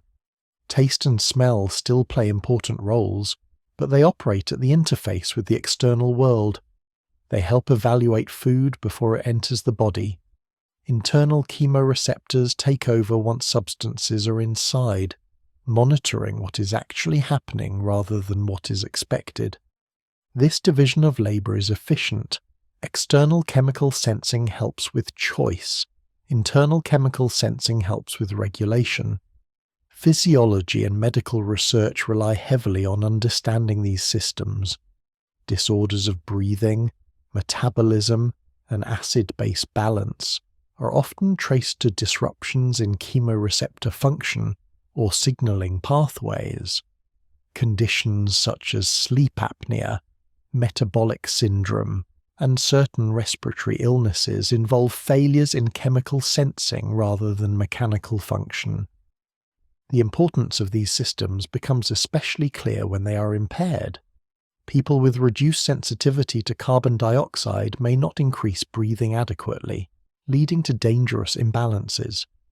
Conversely, heightened sensitivity can cause breathlessness or panic, even when oxygen levels are normal. These reactions are not psychological quirks. They are sensory responses to chemical information. Chemical sensing also operates within the digestive system. Receptors detect nutrient content, acidity, and irritation. This information shapes digestion, absorption, and appetite. It influences how quickly food moves through the system and how efficiently nutrients are extracted. Again, awareness is not required. These processes unfold regardless of attention. What makes chemical sensing easy to overlook is its consistency. Unlike smell, which can fade through adaptation, internal chemical monitoring remains vigilant. It does not grow bored. It does not tune out. The cost of missing a chemical imbalance is too high. From a scientific perspective, there is no ambiguity about the sensory nature of these systems. They have specialized receptors. They detect specific chemical stimuli. They convert those detections into neural or hormonal signals. They guide behavior and physiology predictably. They simply operate in a register that does not feel like sensation. In fact, many people only become aware of chemical sensing during extremes. Breathlessness during exertion, air hunger when holding breath, the discomfort of metabolic imbalance. These moments are the body raising the volume on signals that are normally kept quiet. Evolutionarily, this makes sense. A system that constantly demanded attention would interfere with other tasks. Chemical sensing works best when it remains subtle, intervening forcefully only when necessary. This quiet efficiency highlights a broader theme. Sensation is not defined by vivid experience. It is defined by information flow and regulation. The body is not waiting for the environment to announce danger or opportunity through obvious cues. It is actively sampling, comparing, and adjusting from within. Chemical sensing exemplifies this perfectly. It sustains breathing. It stabilizes metabolism. It supports life moment by moment without ever forming a clear sensory impression. The nose and tongue may introduce the chemical world, But the most important chemical conversations happen far from awareness, and they never stop.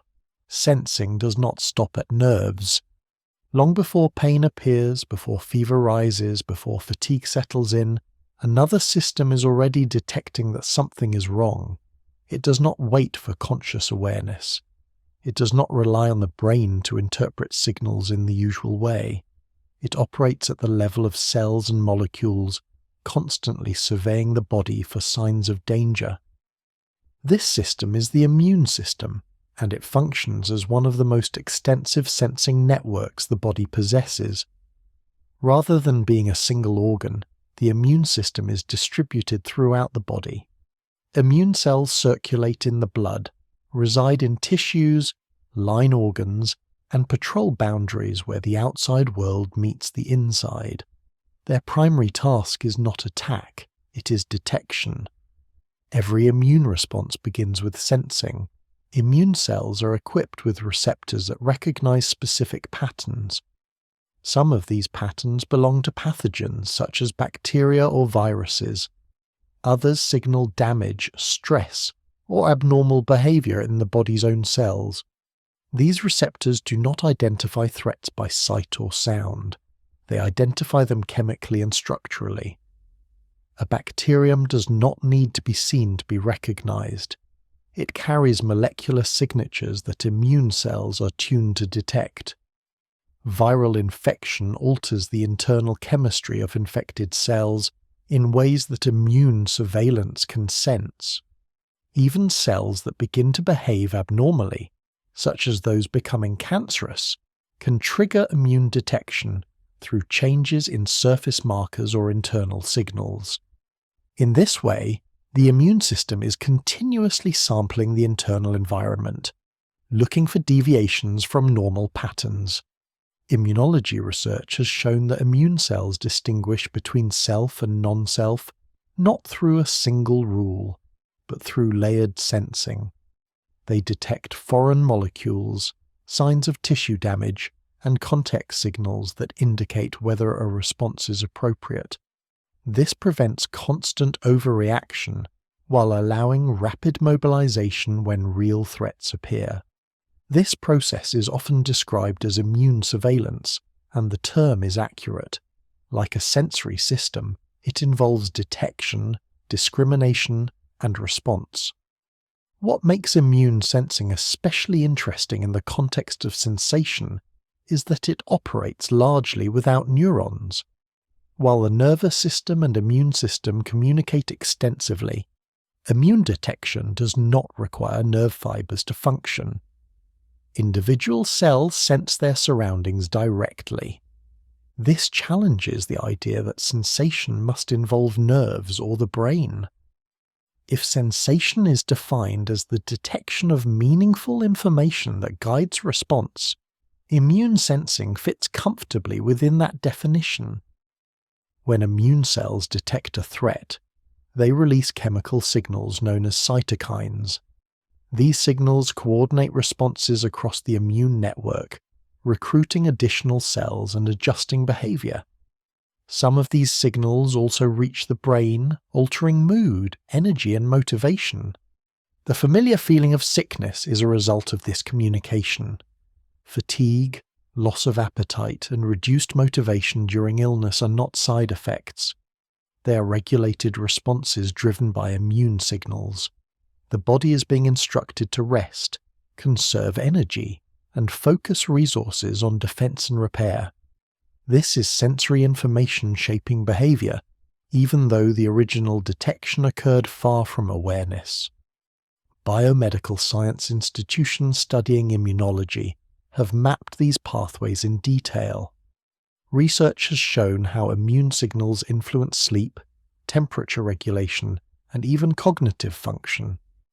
Fever, for example, is a coordinated response triggered by immune detection of infection. Temperature is adjusted deliberately to create conditions less favorable for pathogens. This coordination mirrors other sensory systems. Detection leads to interpretation. Interpretation leads to action. The immune system also demonstrates how sensing can occur at multiple scales simultaneously. A single immune cell detects molecular changes. Groups of cells integrate signals across tissues. The body as a whole responds through systemic changes in behavior and physiology. Importantly, immune sensing is not always associated with discomfort. Much of it happens quietly.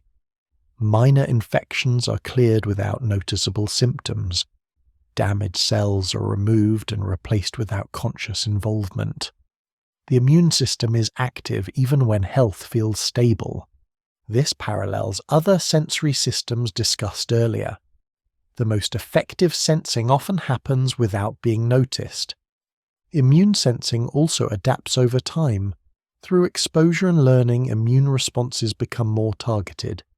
This adaptive aspect does not negate its sensory role, it enhances it. Experience refines detection, just as repeated exposure refines perception in other systems. From an evolutionary perspective, immune sensing is ancient. Variations of this system exist across multicellular life. Long before complex nervous systems evolved, organisms needed ways to detect internal threats. Chemical and cellular sensing provided that solution.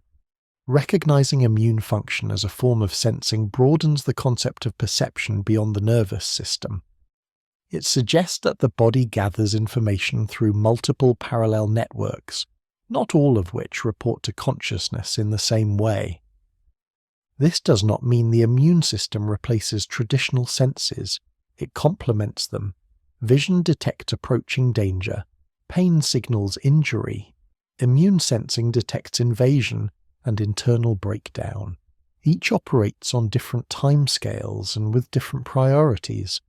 Together they create a layered defense and monitoring system that supports survival. Viewing the immune system through this lens also reframes the experience of illness. Symptoms are not merely failures or malfunctions. They are signals generated by a sensory network responding to detected threats. The discomfort has purpose, even when it is unpleasant. This perspective does not romanticize illness. It clarifies it. The immune system senses when the body is no longer operating within safe parameters. It initiates responses aimed at restoring balance. Sometimes those responses overshoot. Sometimes they misfire. But the underlying process is still one of detection and regulation. By including immune sensing in the discussion of human senses, the idea of sensation expands again. Sensing is no longer confined to conscious experience or neural pathways. It becomes a broader biological principle. The body is not a passive object waiting to be informed by the world. It is an active system, continuously scanning for information at every level of organization. Cells sense, tissues sense, organs sense. The immune system is one of the clearest examples of this deeper layer of perception. It listens for chemical whispers and molecular signatures that would otherwise go unnoticed. And in doing so, it protects the whole organism long before awareness ever has a chance to respond.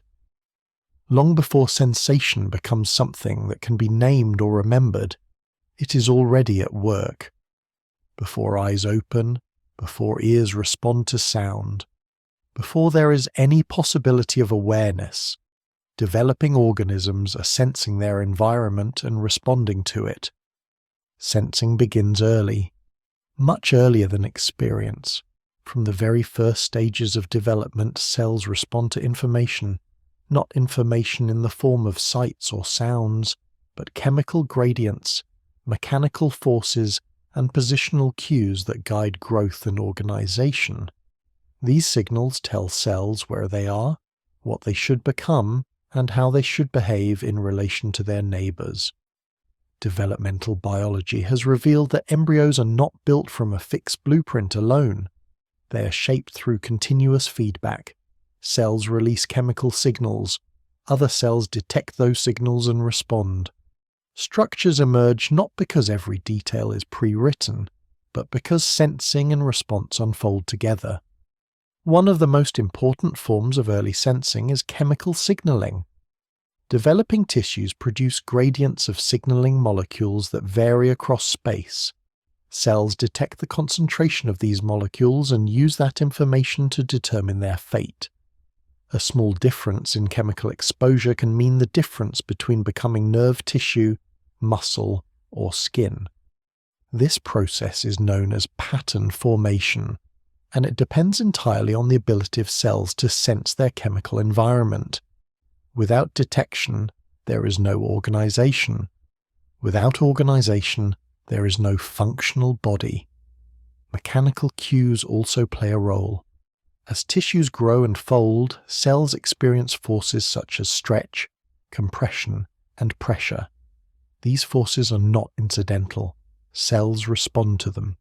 They adjust their shape, orientation, and behavior based on mechanical feedback. In this way, developing organisms sense not only chemical information, but physical context. Where a cell sits, how crowded it is, and how much tension it experiences all influence how development proceeds. Positional information is another key element. Cells need to know where they are within the larger structure.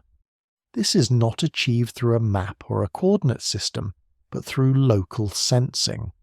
Cells compare signals from their surroundings and infer relative position. The result is a coordinated body plan emerging from local interactions. Developmental biology research has shown that disrupting these sensory cues leads to profound changes. Alter chemical gradients, and structures form in the wrong places. Change mechanical forces, and tissues fail to organize correctly. Development is not simply construction. It is sensing-guided assembly. As the nervous system begins to form, sensory input takes on an additional role. Early neural activity shapes how circuits are wired. Even before birth, spontaneous patterns of neural firing occur, helping establish connections between neurons. These patterns are influenced by sensory feedback from the developing body. For example, movements in the womb generate proprioceptive input that helps calibrate motor circuits. Touch receptors respond to contact with surrounding tissues. Vestibular signals begin to provide information about motion. None of this is consciously experienced, yet it plays a role in shaping the nervous system. This early sensory activity helps refine neural wiring. Connections that are used frequently are strengthened. Those that are not are weakened or removed. The result is a nervous system tuned to the body it inhabits and the environment it expects to encounter. This process continues after birth. Sensory input during early life has a disproportionate influence on development. Vision, hearing, touch, and movement all contribute to how neural circuits mature. When sensory input is absent or altered during critical periods, long-term changes can result. Classic studies in neuroscience demonstrated that depriving animals of normal visual input early in life permanently altered the structure and function of visual regions in the brain. These findings showed that sensory experience does not merely inform perception. It helps build the machinery that makes perception possible. Importantly, this shaping occurs long before conscious memory or awareness. The brain is learning how to sense before the mind knows it exists. This challenges the idea that sensing is something that begins with experience. Instead, experience builds upon sensing that is already underway. The body and brain are prepared in advance, tuned through early feedback to respond effectively once awareness emerges. The influence of early sensory input is not limited to perception. It affects emotion, regulation, and behavior. Touch, for instance, plays a crucial role in early development. Gentle contact influences stress responses, growth, and social bonding. These effects are mediated through sensory pathways long before they can be described or reflected upon. Even the immune system participates in developmental sensing. Early exposure to certain signals helps calibrate immune responses, shaping how the body distinguishes between harmless and harmful stimuli later in life. Once again, sensing guides adaptation over time. From a lifespan perspective, this means that sensing is not a static ability acquired at a particular moment. It is a continuous process that begins before birth and evolves throughout life. Each stage builds on the previous one, layering experience onto an existing sensory foundation. This deep time view also reframes the idea of learning. Learning is not just about acquiring knowledge. It is about adjusting sensory systems to better detect, interpret, and respond to information.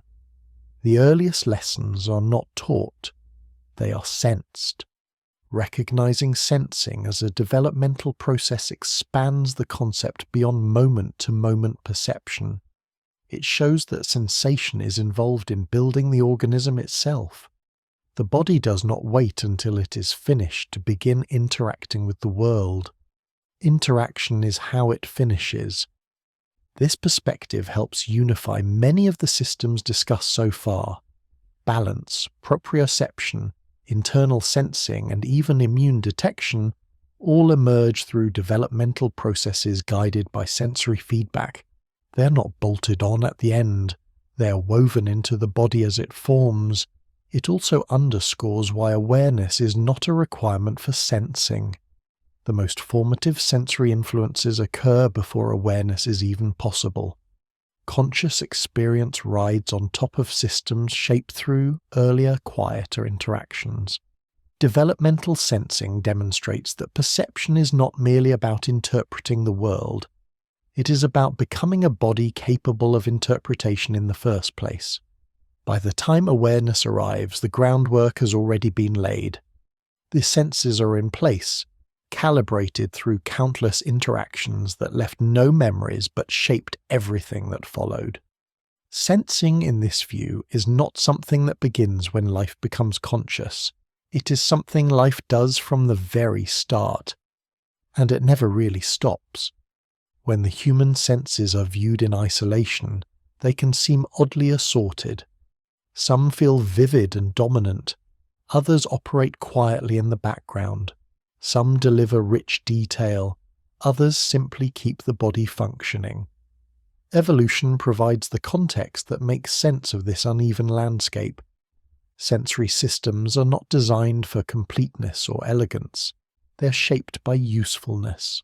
From an evolutionary perspective, a sense exists because it improves survival or reproduction in a particular environment.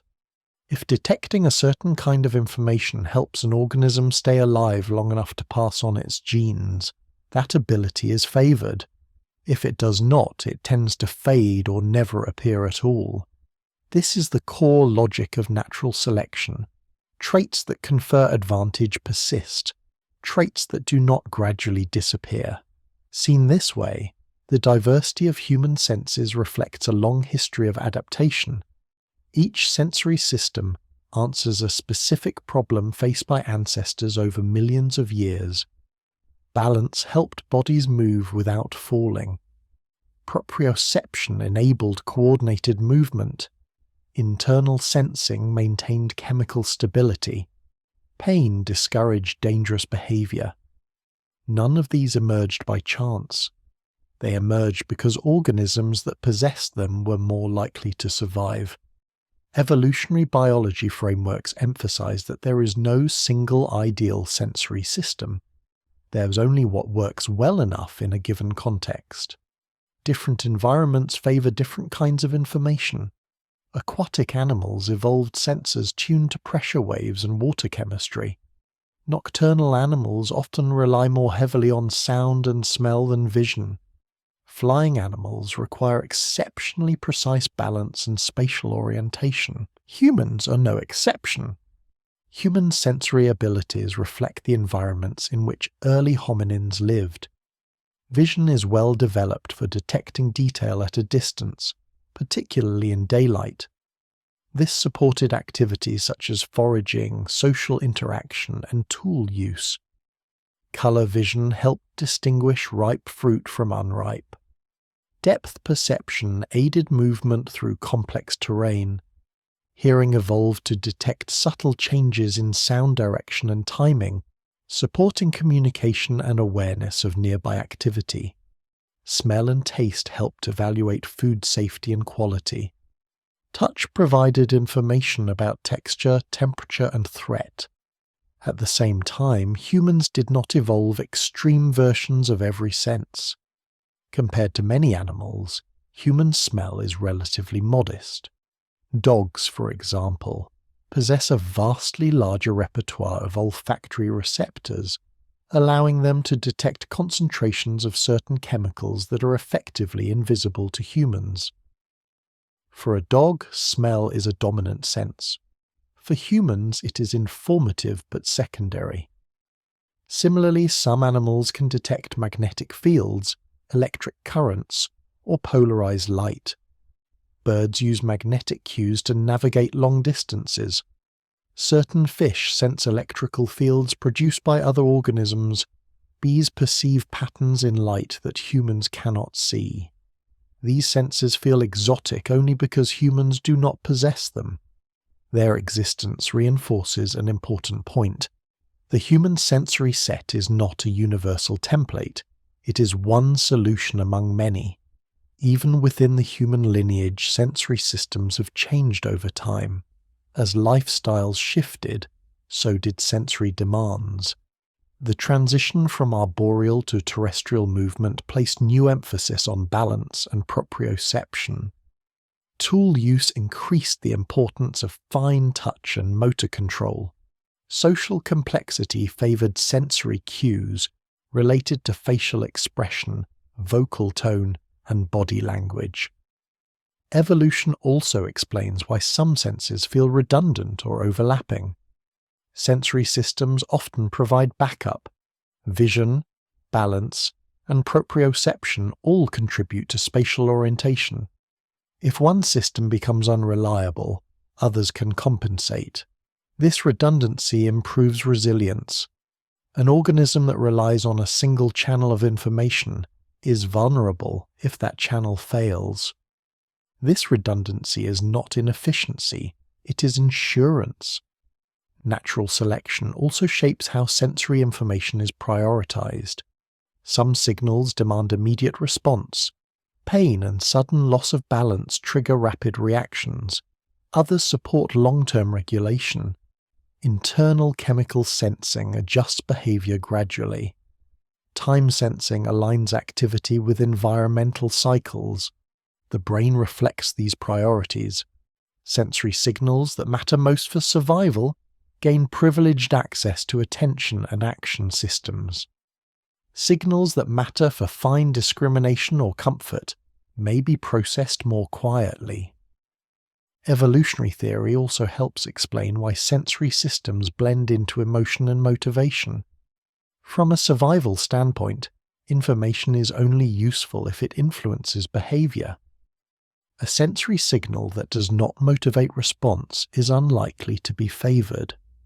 This is why pain feels unpleasant. This is why hunger feels compelling. This is why internal imbalance generates discomfort. These experiences are not design flaws, they are evolved features. Comparing human senses to those of other organisms highlights how flexible sensory evolution can be. Some animals have sacrificed one sense to enhance another. Cave-dwelling species often lose vision entirely, redirecting resources to touch or chemical sensing. Predators may prioritize motion detection over color discrimination. Prey animals may favor wide-field vision over detail. Humans occupy a middle ground. The human sensory profile supports versatility rather than specialization. Humans are not the fastest, strongest, or most perceptive in any single domain. Instead, they combine moderately strong sensory abilities with learning, memory, and social communication. This balance has consequences. Human senses are highly adaptable. Training can improve sensitivity. Experience can reshape perception. Cultural practices can alter how sensory information is interpreted. Evolution provided the foundation. Learning builds on it. Evolution also clarifies why some senses feel less obvious than others. Senses that support regulation rather than exploration do not need to intrude into awareness. Their success is measured by stability, not vividness. Internal sensing and immune detection work best when they prevent problems quietly, rather than announce them loudly. When these systems do intrude, it is usually because something has gone wrong. From an evolutionary standpoint, this is efficient. Awareness is a limited resource. Flooding it with information that does not require action would be costly. Natural selection favors sensory systems that deliver the right information at the right level of prominence. This perspective reframes the idea of the 5 senses. That list reflects the senses most useful for describing experience, not the senses most critical for survival. It reflects cultural storytelling, not evolutionary history. Evolutionary biology does not ask how many senses an organism has. It asks what information the organism needs. The answer varies across species and environments. Humans happen to need a particular combination of external and internal sensing to function effectively in their ecological niche. The result is a sensory system that feels intuitive from the inside, yet complex when examined closely. Understanding this evolutionary backdrop removes the temptation to rank senses as more or less important based on how they feel. Importance is context-dependent. Balance matters more when moving. Chemical sensing matters more when regulating physiology. Pain matters more when tissue is threatened. Each sense is a solution to a specific problem. Seen through this lens, the diversity of human senses stops feeling excessive or confusing. It becomes a record of challenges faced and solved over deep time.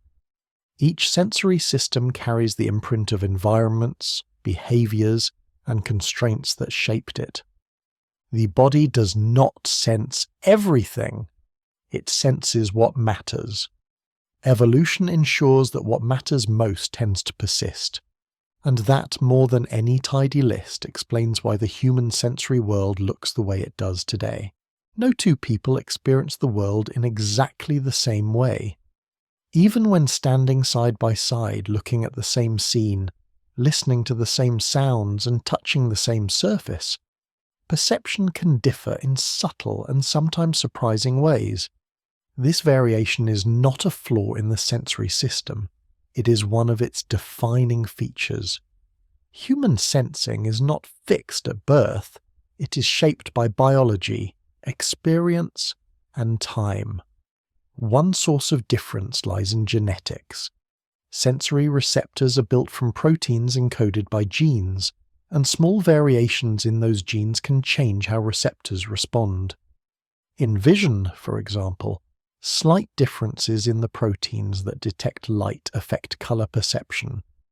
Some people distinguish fine color differences easily. Others experience a narrower range, even though their vision functions well in everyday life. Smell provides an even clearer illustration. Humans possess hundreds of different olfactory receptor genes, and not all of them are active in every individual. This means that certain scents can be vivid and distinctive to one person, while remaining faint or unremarkable to another. These differences are inherited, and they shape sensory experience quietly from the start. Taste also varies genetically. Sensitivity to bitterness differs widely, influenced by specific receptor variants. Foods that taste mildly bitter to some can be overwhelmingly intense to others. Preferences often follow naturally from these differences, giving rise to the impression that taste is subjective, when in fact it is partly biological. Genetics sets the initial conditions, but it does not determine the final outcome. The nervous system is remarkably adaptable. A property known as plasticity allows sensory systems to change with use, learning, and experience. Pathways that are used frequently become more efficient. Those that are neglected weaken. Over time, perception is shaped by what the body and brain repeatedly encounter. This is especially clear in touch and movement. Musicians develop enhanced sensitivity in the fingers they use most. Athletes refine proprioceptive accuracy in movements specific to their sport. These changes are measurable in the brain, where regions devoted to frequently used sensory inputs expand and reorganize. Vision shows similar flexibility. Individuals who spend long hours reading fine text develop different visual sensitivities than those who work primarily with large-scale spatial information. Experience tunes perception toward what matters most in daily life. Hearing adapts as well. Exposure to certain sound patterns improves the ability to detect them. Language learning provides a striking example. Infants can initially distinguish a wide range of speech sound from many languages. Over time, sensitivity narrows to the sounds that are relevant in their linguistic environment. This is not loss, it is specialization. Neuroscience research has shown that these changes occur because sensory cortices are not static maps. They are dynamic networks that reorganize based on input. Neurons that fire together strengthen their connections. Patterns that repeat become easier to detect. This principle applies across sensory systems. Psychology research adds another layer. Attention, expectation, and learning influence how sensory information is interpreted. The same stimulus can be perceived differently depending on context. A sound may seem loud in a quiet room and unremarkable in a noisy one. A mild sensation may feel intense if it is unexpected. Past experience also shapes perception. Familiar sensations are processed more efficiently and often feel less salient. Novel sensations stand out. This is why unfamiliar environments can feel overwhelming at first and then gradually become comfortable. The sensory input has not changed. The brain's response has. Emotional state plays a role as well. Stress can heighten sensitivity to certain signals, particularly those related to threat or discomfort. Calm states often dampen these signals. This modulation reflects the brain's attempt to prioritize information based on perceived need. Pain perception illustrates this clearly. Two people with similar injuries may report very different levels of pain. Genetics, prior experience, attention, and emotional context all contribute. This does not make pain unreal or arbitrary. It shows that sensory systems are integrated with motivation and regulation. Internal sensing also varies between individuals. Some people are more attuned to signals from within the body. They notice changes in heartbeat, breathing, or hunger early. Others are less aware until signals become strong. Research has shown that these differences can influence emotional awareness and decision-making. Again, there is no ideal level. High sensitivity can be useful in some contexts and burdensome in others. Low sensitivity can support stability, but may delay response to internal imbalance. Variation allows flexibility across populations. Learning and culture further shape sensory experience. Cultural practices influence how attention is directed. Some cultures emphasize subtle sensory cues in food, music, or movement. Others prioritize different aspects of experience. Over time, these emphases train perception.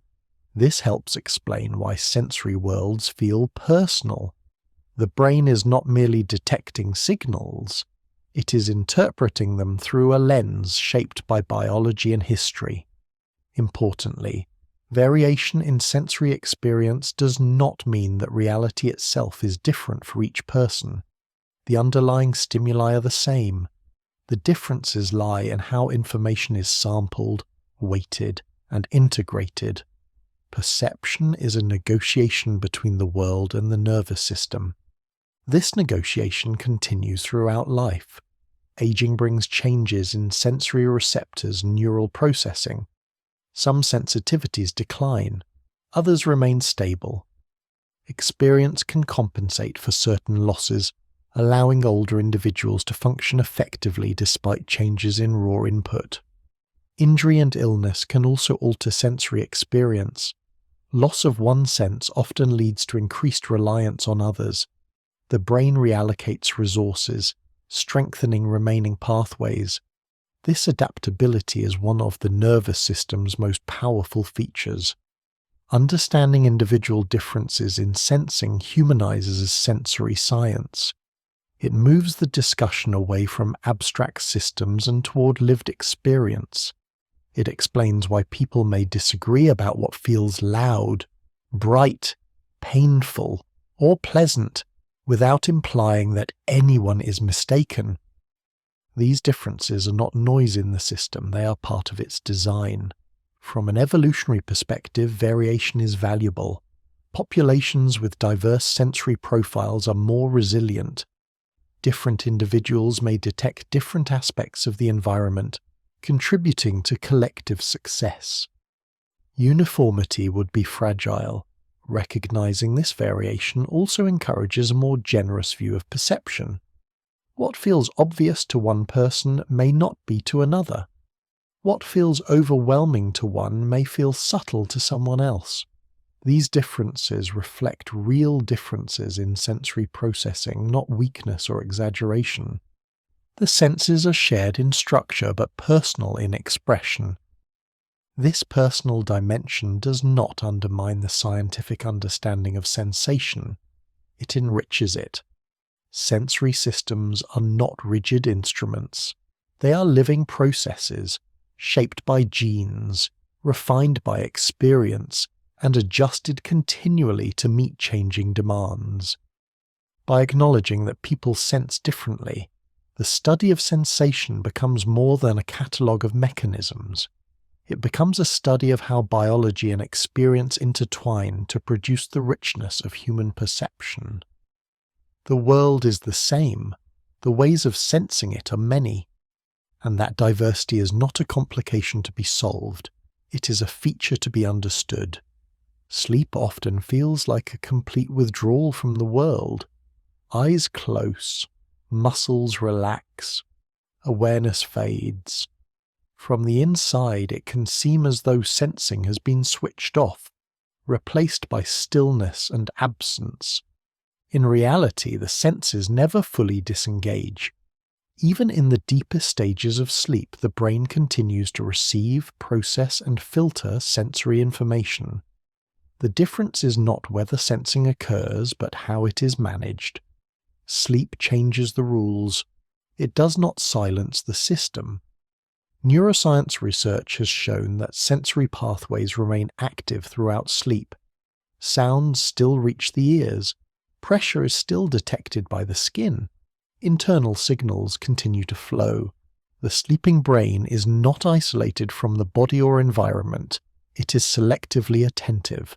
This selectivity is known as sensory gating. Sensory gating refers to the brain's ability to regulate which sensory signals are allowed to influence processing and which are dampened or ignored. During wakefulness, this system helps prevent overload, allowing attention to focus on what matters. During sleep, it becomes even more selective. Some signals are reduced dramatically, others are preserved or even heightened. For example, during sleep, the brain becomes less responsive to repetitive or non-threatening stimuli. A constant background noise may fade entirely. Pressure from bedding is ignored. These signals are still detected at the receptor level, but their impact on higher brain regions is suppressed.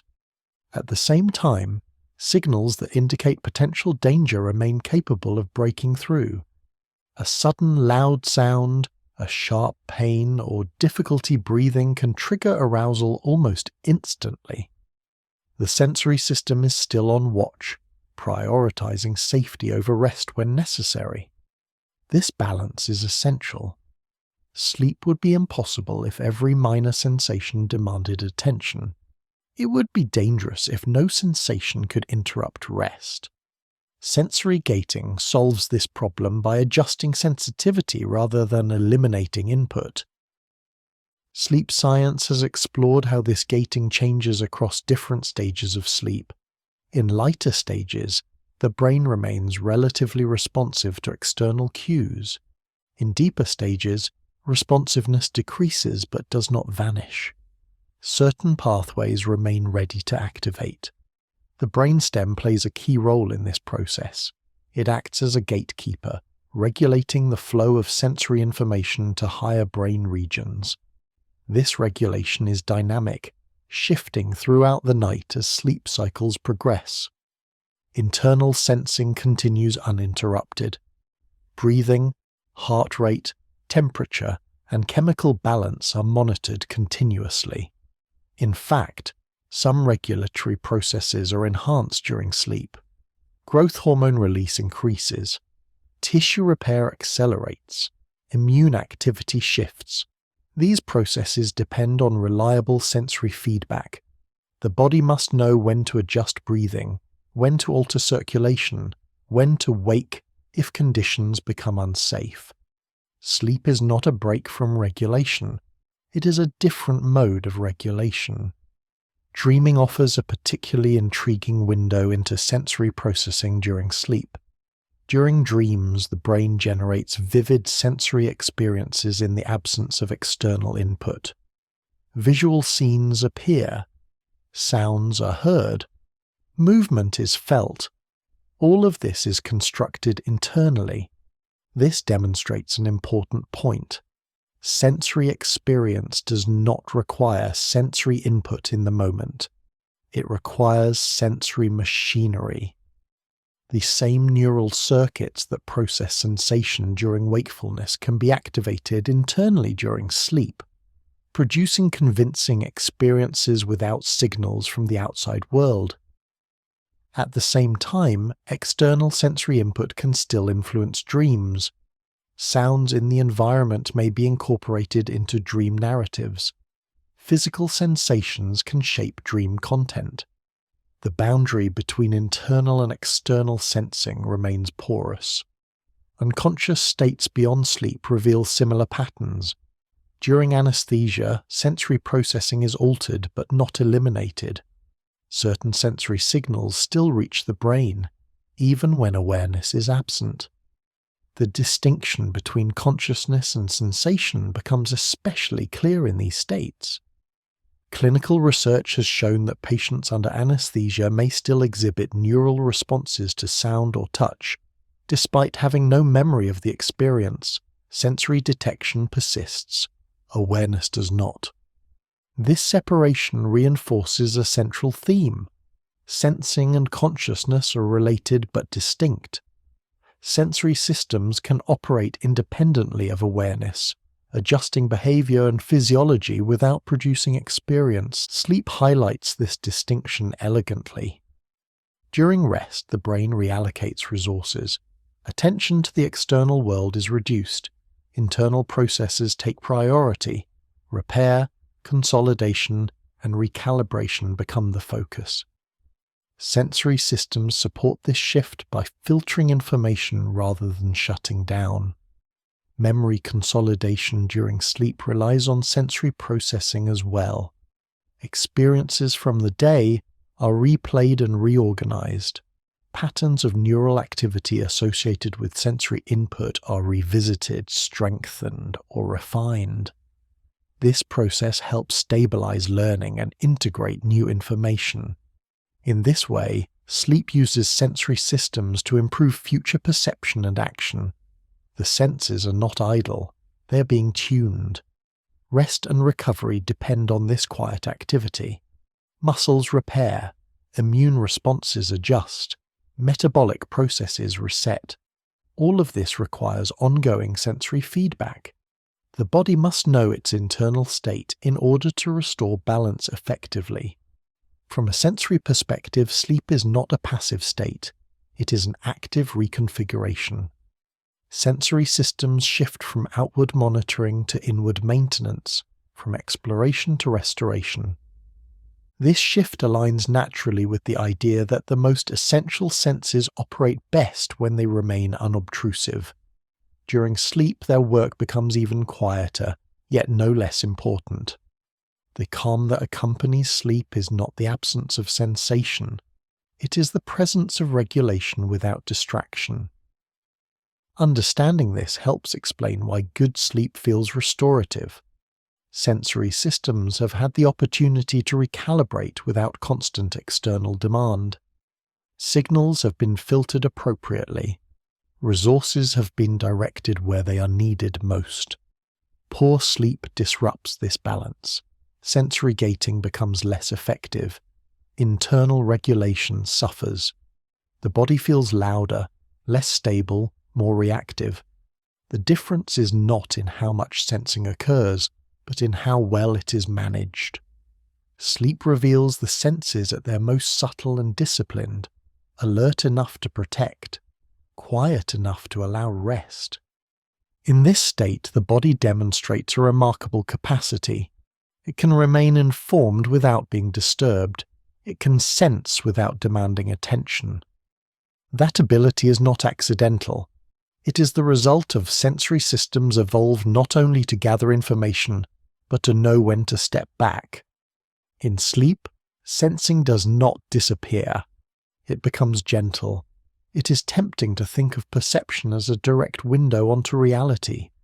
Light enters the eyes, sound reaches the ears, signals travel inward, and the world appears more or less as it is. From the inside, perception feels immediate and trustworthy. Cognitive science paints a subtler picture. Perception is not a copy of the world delivered to the mind. It is a construction, a best estimate assembled by the brain from incomplete, noisy, and sometimes conflicting sensory information. What is experienced is not raw input, but an interpretation shaped by context, expectation, and prior knowledge. This does not mean perception is unreliable in a careless way. It means it is efficient. Sensory systems sample only a fraction of the available information. The brain fills in gaps, smooths over ambiguity, and prioritizes what matters most for action. The result is a coherent experience that feels stable, even though the underlying data are fragmentary. One way cognitive scientists describe this process is through predictive perception. The brain is constantly generating expectations about what it is likely to encounter next. Incoming sensory signals are compared against those expectations. When they match, perception proceeds smoothly. When they do not, the model is updated. This predictive process operates continuously. It allows perception to be fast rather than perfect. Waiting for complete information would be too slow to support movement, balance, or survival. Acting on well-informed predictions is far more effective. Illusions provide a clear demonstration of this principle. Visual illusions, for example, do not occur because the eyes malfunction. They occur because the brain applies rules that usually work. Depth cues, shading, perspective, and contrast are interpreted according to assumptions that reflect typical environments. When those assumptions are violated in carefully designed images, perception follows the rules anyway. The illusion reveals the rule. A familiar example involves lines that appear different in length despite being identical. The brain interprets contextual cues as indicators of depth, adjusting perceived size accordingly. The error is not random, it is systematic. It reflects how perception normally succeeds in three-dimensional space. Auditory illusions work in similar ways. The perceived location or timing of sounds can be influenced by visual input or expectation. The brain integrates information across senses to produce a single experience, even when the data disagree. The experience feels unified because the brain values coherence. Touch and body perception are also subject to interpretation. The sense of limb position depends on proprioception, vision, and prior body maps. Under certain conditions, these signals can be manipulated, producing the feeling that a body part has moved or changed when it has not.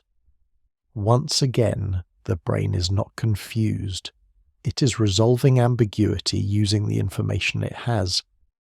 These examples demonstrate an important limit of sensory accuracy. Sensory systems are not measuring instruments designed to report objective truth. They are biological tools designed to support action.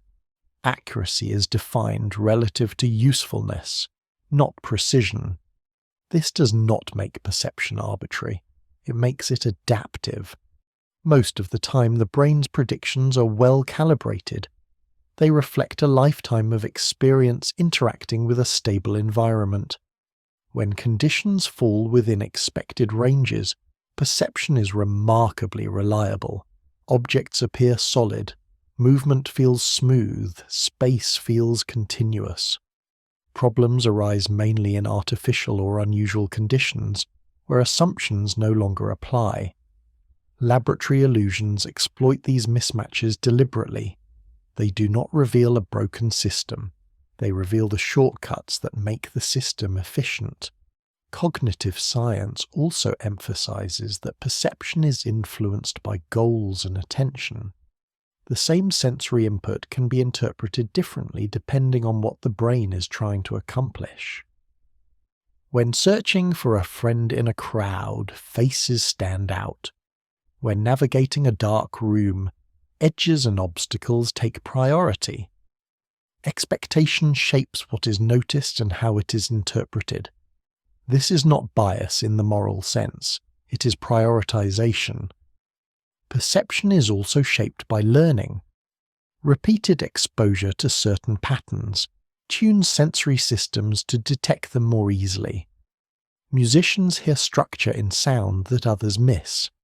Experienced drivers notice subtle changes in road conditions. The world has not changed. The perceptual model has. This adaptability introduces another limit. Perception reflects history as much as reality. What is seen, heard, or felt depends partly on what has been seen, heard, or felt before.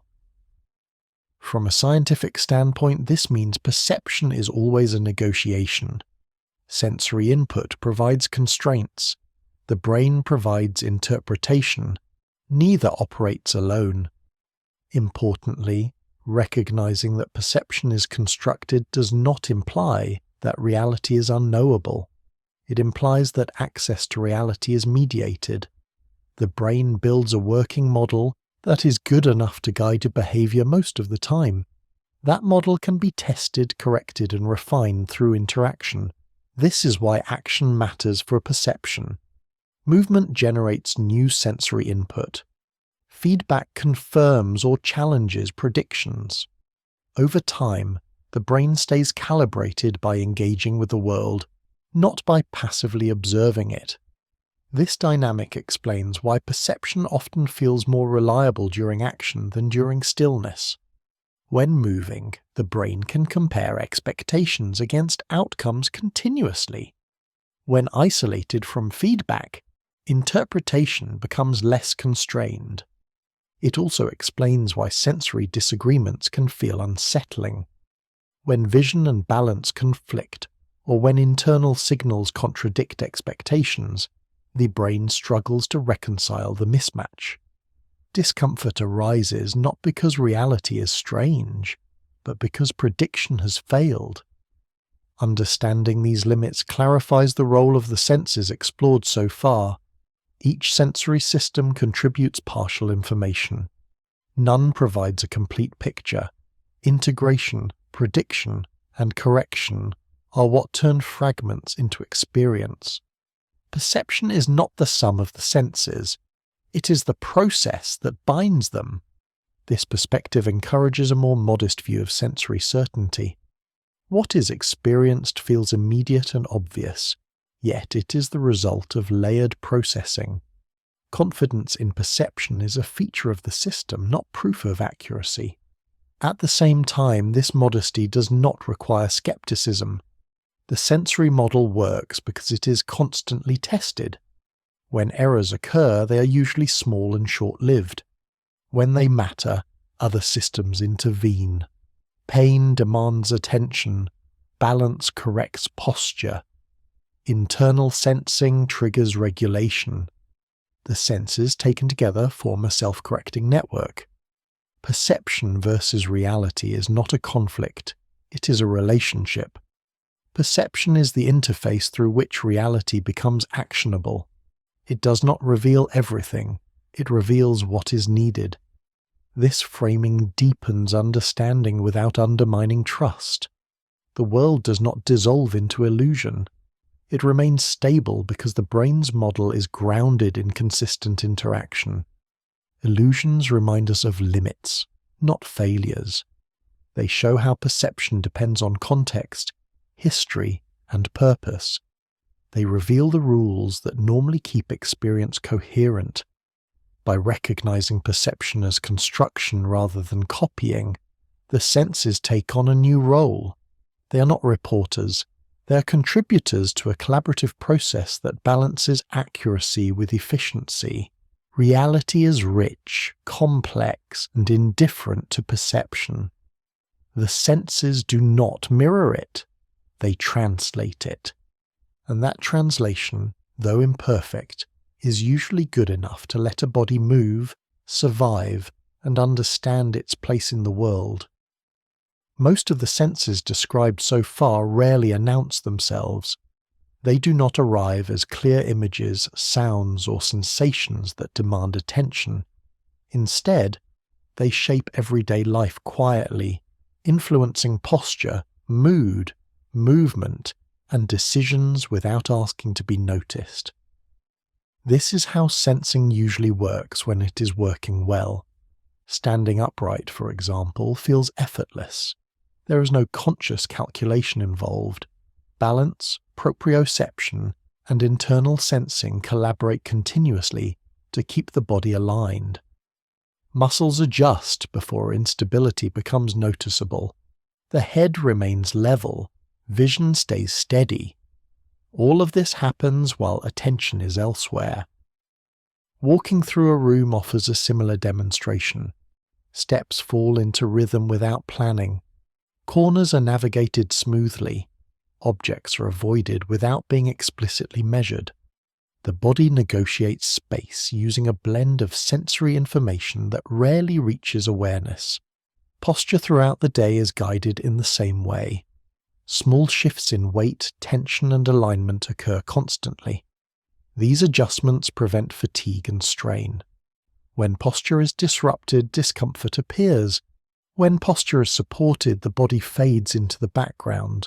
Mood is also influenced by sensory systems that operate beneath notice. Internal sensing contributes to emotional tone by monitoring heart rate, breathing, and internal balance. A slow, steady rhythm often accompanies calm states. Rapid or irregular internal signals are associated with stress or unease. These sensations do not always present as specific feelings. They color experience subtly, shaping how situations are interpreted. Applied neuroscience research has shown that changing sensory input can influence mood directly. Gentle movement, steady breathing, or stable physical contact can shift internal signals in ways that promote calm. These effects do not require belief or intention. They reflect how sensory information feeds into regulation. Decision-making is similarly shaped. Choices often feel intuitive rather than calculated. That intuition is informed by bodily signals. Subtle changes in internal state influence preference, caution, and motivation. This does not mean decisions are irrational. It means they are informed by more than conscious reasoning. For example, Discomfort may encourage withdrawal from a situation before explicit reasons are identified. Ease may promote engagement. These responses are guided by sensory systems reporting internal conditions that matter for well-being. Health research has increasingly recognized the role of these invisible senses in long-term outcomes. Chronic stress, poor posture, disrupted sleep, and irregular breathing all alter sensory feedback. Over time, these changes can influence pain, mood, and resilience. Conversely, practices that support sensory regulation tend to improve stability. Regular movement maintains proprioceptive accuracy. Consistent sleep supports internal timing. Balanced breathing supports chemical sensing. None of these require constant attention. They work best when integrated into daily life. The reliability of these systems is easy to underestimate because they rarely fail dramatically. When they do fail, the impact is immediate and instructive. Loss of balance transforms simple movement into effort. Disruption of internal sensing can make the body feel unpredictable or loud. Chronic pain shifts attention inward relentlessly. These experiences highlight how much is normally handled quietly. What is striking is how little credit these systems receive when functioning properly. Vision and hearing dominate conversation because they produce clear experiences. Internal senses, by contrast, express themselves through absence. Absence of dizziness, absence of strain, absence of hunger at inappropriate times. This absence is not emptiness, it is success. Everyday routines depend on this success, sitting comfortably through a conversation, maintaining focus without discomfort, adjusting posture without distraction. Even the ability to ignore the body while thinking relies on sensory systems regulating conditions behind the scenes. Modern environments can challenge these systems in subtle ways. Prolonged sitting reduces proprioceptive feedback. Artificial lighting disrupts internal timing. Constant stimulation competes with sensory gating. Over time, the body may respond with fatigue, tension, or restlessness. Understanding invisible senses provides a framework for interpreting these responses without dramatizing them. Discomfort is not always a sign of damage. It is often a signal that sensory systems are being pushed outside familiar ranges. Small adjustments can restore balance. Movement reintroduces feedback. Regular rhythms support timing. Quiet environments allow gating to function properly. The body responds quickly when given appropriate input. This responsiveness reflects an underlying robustness. Sensory systems are designed to adapt. They adjust sensitivity based on use. They recalibrate when conditions change. This adaptability allows people to function across a wide range of environments and demands. At the same time, adaptability has limits. Ignoring sensory feedback for too long can lead to strain. Chronic misalignment between environment and sensory needs can accumulate. The body communicates these mismatches through subtle signals long before serious problems develop. Living well with invisible senses does not require constant monitoring. It requires occasional listening. This listening is not analytical, it is practical. Notice when movement feels constrained. Notice when rest feels incomplete. Notice when internal rhythms feel disrupted. These observations are not diagnostic. They are informative. Applied health research increasingly emphasizes this perspective. Interventions that support sensory regulation often improve outcomes across multiple domains. Addressing posture can reduce pain. Improving sleep can stabilize mood. Supporting breathing can influence stress responses. These effects are not mysterious. They reflect the interconnected nature of sensory systems. What emerges from this view is a more integrated understanding of daily life. The body is not a passive vehicle carrying the mind. It is an active sensing system, continuously shaping experience and behavior. Most of this shaping happens below awareness, which is precisely why it feels natural. The senses are not meant to be watched, they are meant to be trusted. This trust is not blind, it is earned through consistency. Day after day, sensory systems maintain balance, stability, and coordination without complaint. They intervene when necessary and step back when not. Recognizing their role does not require turning inward obsessively. It simply adds context. It explains why certain habits feel supportive and others draining. It clarifies why rest restores and why movement refreshes. Invisible senses do not ask to be admired, they ask to be allowed to do their work. When they are supported, life feels smoother. Decisions feel clearer. The body feels quieter. And that quiet is not emptiness. It is the sound of systems doing exactly what they evolved to do. By this point, the idea of human senses may feel very different from the tidy list most people learned early on. What began as 5 familiar gateways to the world has gradually expanded into something broader, quieter, and more intricate.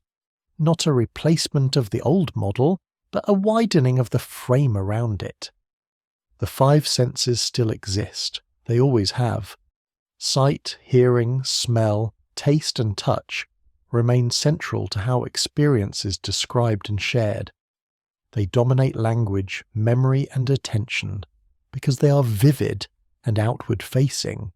They are the senses most closely tied to conscious awareness. That is why the 5-sense model persists. It is not because science failed to move on, it is because the model is useful. It provides a simple way to organize experience, especially when teaching children or summarizing perception in everyday conversation. It aligns with what is easiest to notice and name. What it does not do is describe the full scope of how the body gathers information. Modern science does not reject the 5 senses. It places them within a much larger system, a system in which sensation is defined not by how it feels, but by how information is detected, transmitted, and used. Seen through this lens, sensing is not limited to surfaces. It extends inward. It includes balance, body position, internal chemistry, temperature regulation, pain detection, immune surveillance, timing, and rhythm. These systems operate continuously, shaping behavior and physiology, whether or not awareness is involved. This broader framework does not complicate understanding. It simplifies it. Instead of asking how many senses humans have, the more meaningful question becomes what kinds of information the body needs in order to function. The answer is necessarily diverse. Bodies must know where they are in space, what state they are in internally, whether conditions are safe, and how things are changing over time. Each sensory system answers a different version of that question. Some systems focus on the external environment, others monitor the internal one. Some operate quickly and demand immediate response, others regulate slowly and quietly. Some intrude into awareness, others work best when they remain unnoticed. This diversity is not accidental. It reflects the demands of survival, regulation, and adaptation across evolutionary time. Reframing sensation in this way also clarifies why awareness is not the defining feature of a sense. Conscious experience is only one possible outcome of sensory processing. Much of the body's most important sensing never becomes a feeling at all. It becomes posture, stability, timing, or restraint. This does not make those senses less real. It makes them more fundamental. A richer scientific framework for sensation recognizes several key principles. Sensory systems rely on specialized receptors tuned to specific information. They convert physical or chemical changes into signals the body can use. They feed into networks that integrate, interpret, and regulate behavior. Awareness may arise, but it is not required. Perception, in turn, is something the brain constructs from these inputs. It is not a mirror of reality, but a working model shaped by prediction, context, and correction. This model is usually accurate enough to guide action, which is what matters most. Understanding this helps resolve long-standing confusions. It explains why perception can be reliable without being perfect, why different people experience the same world differently, why some senses feel vivid while others remain invisible, why the body often knows something before the mind does. It also softens the boundary between mind and body. Sensation is not something that happens to the body and is then reported to the brain. It is a distributed process involving cells, tissues, organs, and neural networks working together. The immune system senses molecular patterns. The lungs sense chemistry. Muscles sense stretch. The brain integrates all of this into a coherent state that supports action and rest. Seen this way, the senses are not a collection of tools competing for attention. They are collaborators maintaining balance. This perspective also restores a sense of continuity. Sensing does not begin with conscious experience, nor does it end when awareness fades. It begins during development, shapes the nervous system, guides daily life, and continues during sleep. It is present before memory and active after thought recedes. There is something quietly reassuring about this. The body does not rely on constant vigilance to function. It senses on its own behalf. It monitors, adjusts, and protects with a consistency that awareness could never sustain. Consciousness steps in when needed, but it is not responsible for everything. This does not diminish the role of awareness. It contextualizes it. Awareness becomes one layer in a larger system rather than the center of it. Returning to the five-sense model with this understanding changes how it feels. It no longer seems wrong. It seems incomplete in a very human way. A snapshot taken from the inside rather than a map of the whole process. The richer view does not ask that the familiar list be discarded. It invites it to be expanded. Sensing, in this expanded sense, is not about collecting experiences. It is about maintaining life. It is about detecting what matters, responding appropriately, and conserving resources when possible. Most of the time, this work happens quietly. When it succeeds, there is nothing to notice. That quiet success is not absence. It is evidence of coordination. As the discussion settles toward its close, what remains is not a new list to memorize, but a shift in perspective. The body is not a passive receiver of a few signals. It is an active sensing system, layered, adaptive, and deeply integrated. To sense is not simply to feel. It is to remain in balance, moment by moment, whether awareness is watching or not. The body does not wait for instruction before it begins to sense. It never has. From the earliest moments of development to the quietest hours of sleep, it gathers information, responds, adjusts, and maintains balance without asking to be noticed. This continuous activity is easy to overlook precisely because it works so well.